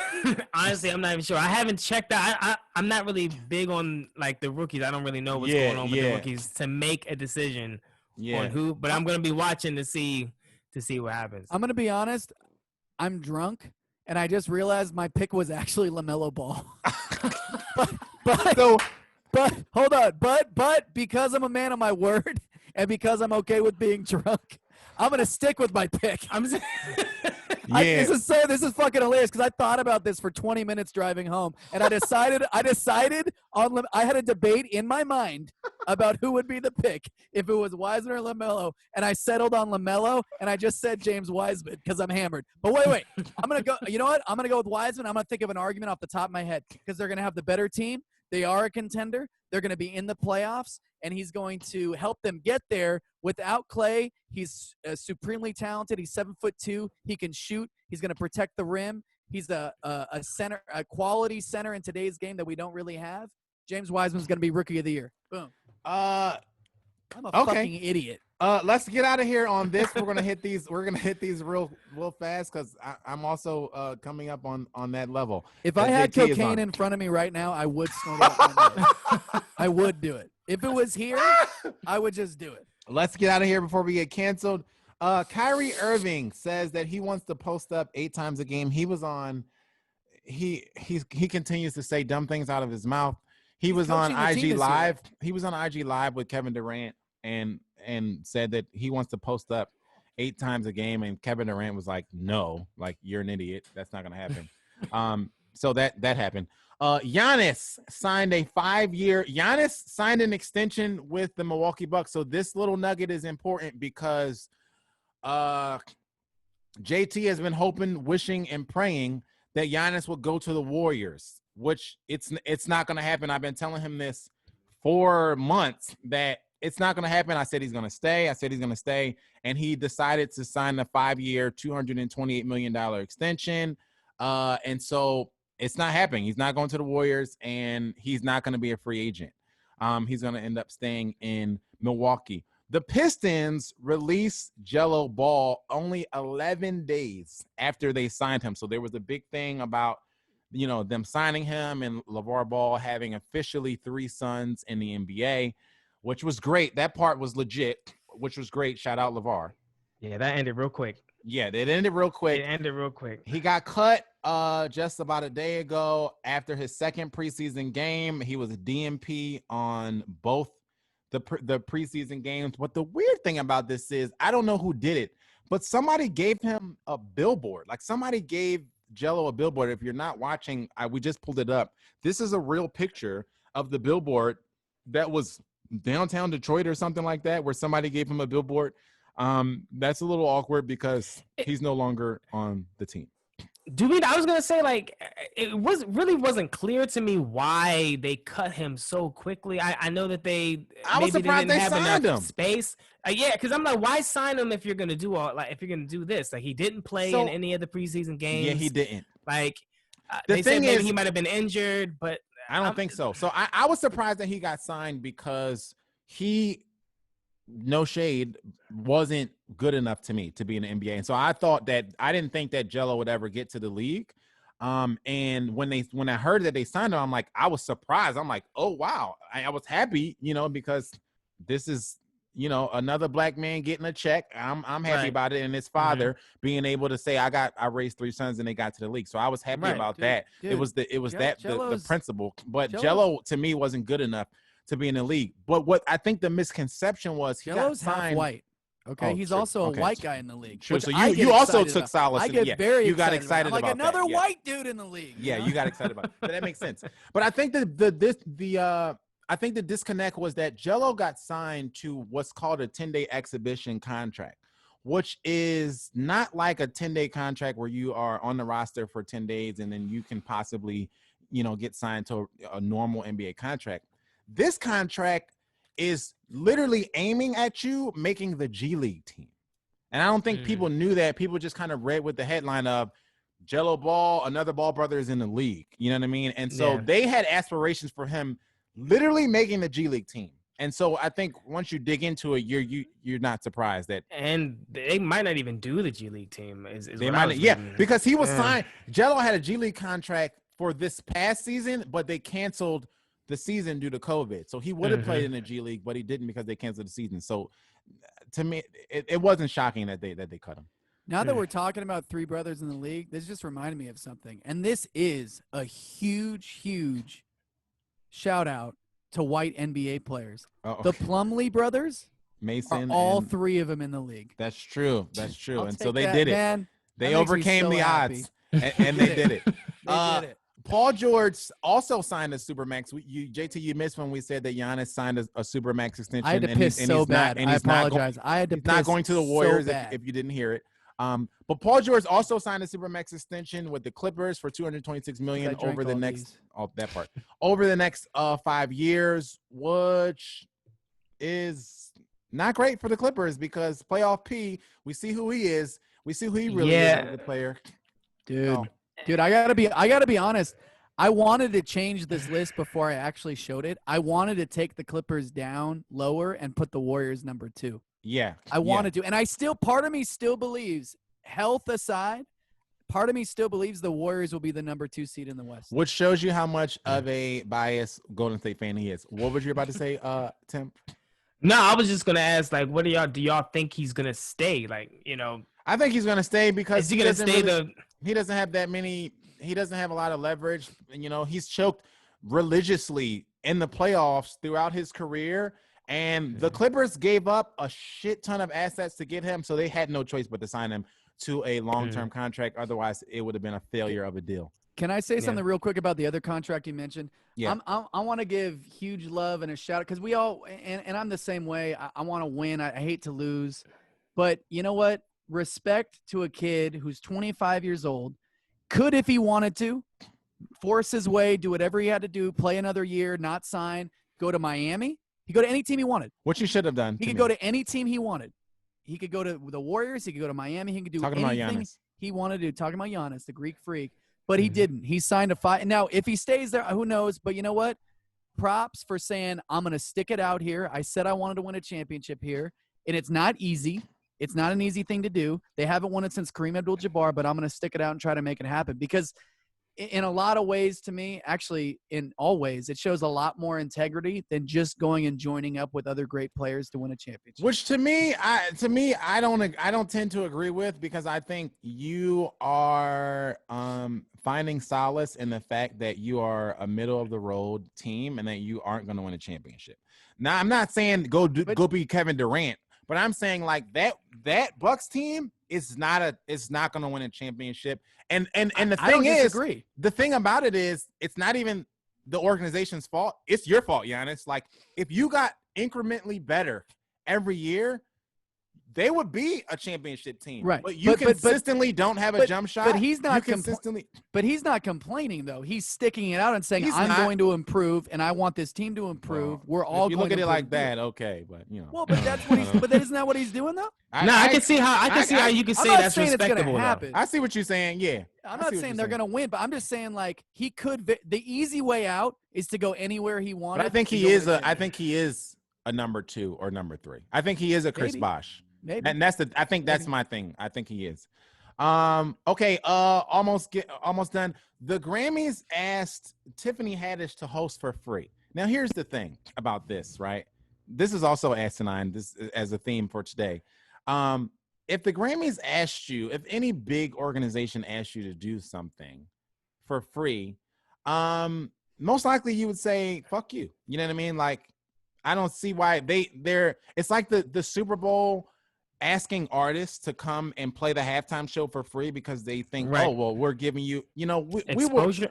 The exposure thing, we need to leave that in college. Like, we can't pay rent with exposure. We can't buy houses with exposure. We can't pay mortgages with exposure. So just word to the wise for anybody who is not a musician or an artist and is in the business of booking artists or whatever you do.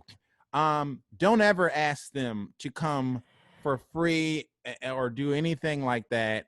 It's asinine. The Grammys it was so crazy to me. The Grammys should be ashamed of themselves. Yeah, when I heard it, I was like, I had to like think about, okay, do the Grammys pay their hosts? I'm like, they have before. I was gonna say, it seems like an obvious question. It feels to me like, of course they do. Yeah, but I had to go and like the union has to pay them at least $5,000 union rate. Yeah, just union rate. And then like they say the average amount that they usually pay is like $20,000.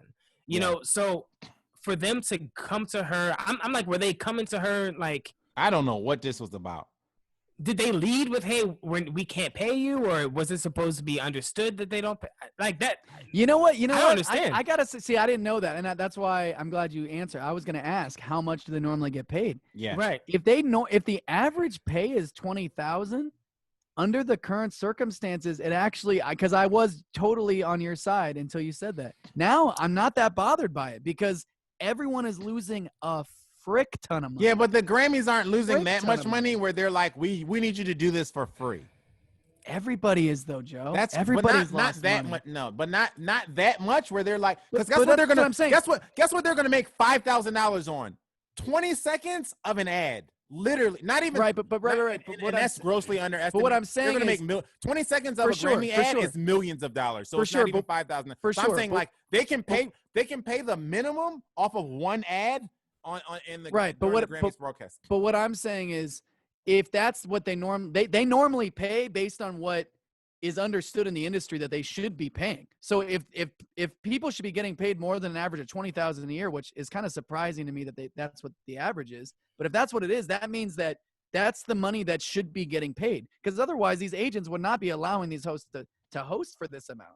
So in COVID, free is a little bit shocking, but Yeah, free is 20,000 isn't that much more than free when you're talking about what? big time. In COVID, it's not that big of a deal to me. 20,000 to free is a big leap. What I was reading was it was something that they had posted in 2018. So 2018 people were getting paid $20,000. So now it's more. We can assume that it's more now. 2 years later. Yeah, possibly. Yeah, we can assume 2 that it's years. more. I don't know. It might not have gone up too much. Because I read My that thing is, James. I just don't James Corbin got Are we 20,000. assuming that the reason why they asked her to do it for free is because of COVID and because I'm not going to assume that just don't because have the money? I also work a dibble and dabble a little bit in the TV and film side of things, and I understand that the talent is getting paid.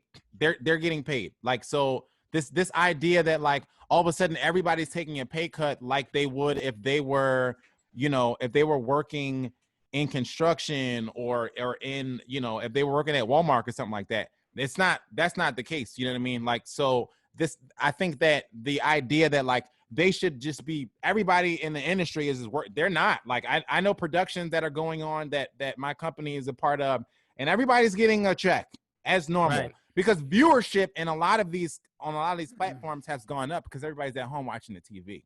And so what's going to happen is the Grammys are not charging less for ad share. They're not charging less to place ads during their Grammy broadcast this year. They aren't. So this idea that like they should just be asking people to be hosting for $0. Right. And they Grammys also aren't- said, here's another nugget before we get out of here. They also said that said that they wouldn't pay for her team. Yeah, like for her to get her makeup Like to cover and her the- hair that's done and all that fucking- kind of stuff. what? Yeah, that's crazy. What? Her expenses, like just like basically all her Just expenses. basic they're not paying for it. expenses. Like, we're gonna cover your Which flight. it doesn't make sense. And your boy that came up on Twitter and apologized. What's his name? There was a guy who I guess represents the Grammys, and he got on and was like, "Look, we are sorry. We didn't and he apologized for the whole thing, but like he didn't really explain what the confusion was. He just said that like it was someone who made a mistake or now they made a mistake. It was a bad PR hit, and they was like, "Go fix this." Yeah, exactly. Like, I think that's basically what happened. But we still don't know why that was proposed to her. This is about to be messy. We're gonna find out some stuff though. Yeah, I feel like there's got to be more to this story. There's got to be more. Other opportunities to make some money, but like, I don't know. When you got multimillionaires, 20,000 to $0, it's a difference. But I just don't think it's that big of a deal. I don't agree. I don't agree with the Super Bowl doing this bullshit, and I don't agree with the Grammys doing this shit. Last but not least, Nickelodeon will be broadcasting the Wild Card Weekend games this year on January 10th.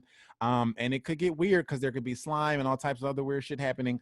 And then actually not last, but this is the last. Pornhub will no longer host content uploaded by unverified accounts, deleting over half their uploads. So they went from 12 million I guess amateur, or 12 million videos, I guess, overall, to about 4.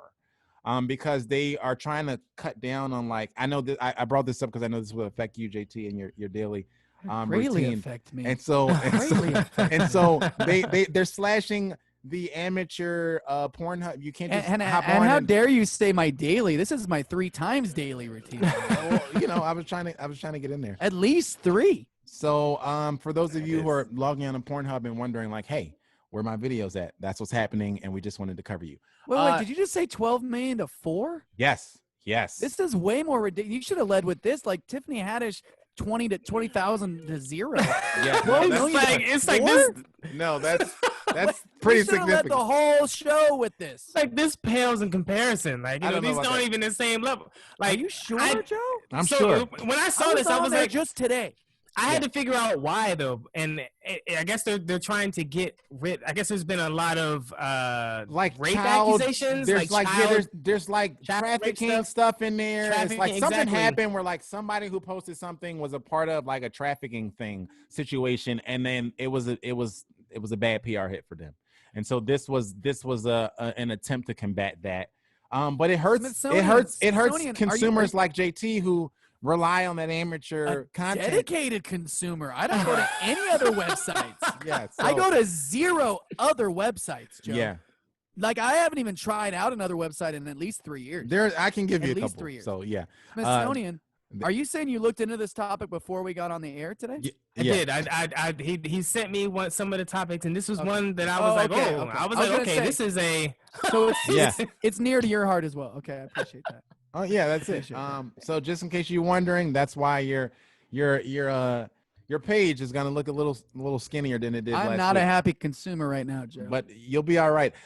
Tim Smithsonian Smith, thank you so much for coming on the show today. Yo, thanks for having me. We cannot wait to have you back. This is definitely the longest episode we've ever had, so that's history. And it's also was a fun one. One of the best episodes we have. Also, like legit, episode. like super. Right? Yeah. No, I think that needs to be a part of the episode. The drinking needs to be. It might be. Like, it might be. I'm surprised that it hasn't been up until now, but like yeah, I think it needs to. It's funny because when we started out, it was very much centered around the drinking because it was the beginning of COVID. Yeah, like, the why beginning let of that COVID. go? I don't know why. I don't know Never what let happened. that But, go. Yeah, but we gotta have Tim on again soon, man. This was fun. For Yeah, sure. please. Tim, I'd tell the love to. people where they can follow and support anything you got coming up soon. Man, anything that you want that has to do with me is at Smithsonian. So that's Smith, Soneon. Yeah. At Smithsonian. It's Instagram, Facebook, everything. So you can find me there. And then also the band that he was talking about, Freelance. It's Follow Freelance. Everything is Follow Freelance. I was thinking, man, you definitely got to get Chad on here. Oh, for sure. I asked him, but Chad is protesting sports. I know. Chad is a Black Panther. Really, so exactly. I'm waiting for his protest to be done so that he can come on. Because I asked him. Right. Yeah. But go check out Freelance.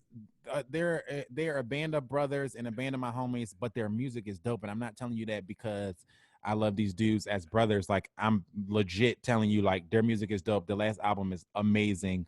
And so definitely check it out and pick that up.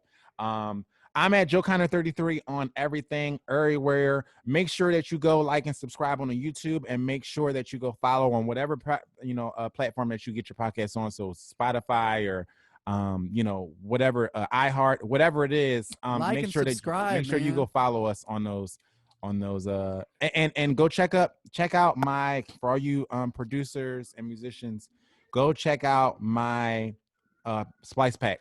It's called the Lo-Fi Philly pack. It's on Splice. Check it out and support. Yes, sir. JT Harker on everything, for the music, for the food, for the life, for all parenthood, all that stuff. And then JT Harker Sports for the sports cards. And I've been saying this last few weeks, and I'm really starting to do it. All our backstage sports stuff, they're loving it on the JT Harker Sports page. It crosses over really well. So I'm flooding that page with all the backstage sports stuff, and I'm going to be dropping more fun little nuggets like I dropped to my friend Joe Conor this morning. Yeah, a lot more videos, a lot more content. So thank you guys. I mean, it's built quick, man. The JT Harker Sports, I barely touch. It's already as many followers as our backstage sports. Yeah, you just. So I'm gonna keep doing this. You know what I mean? This has been another episode of Backstage Sports Podcast. Thank you so much for watching. Until next time, be safe and be great. Peace. Backstage Sports.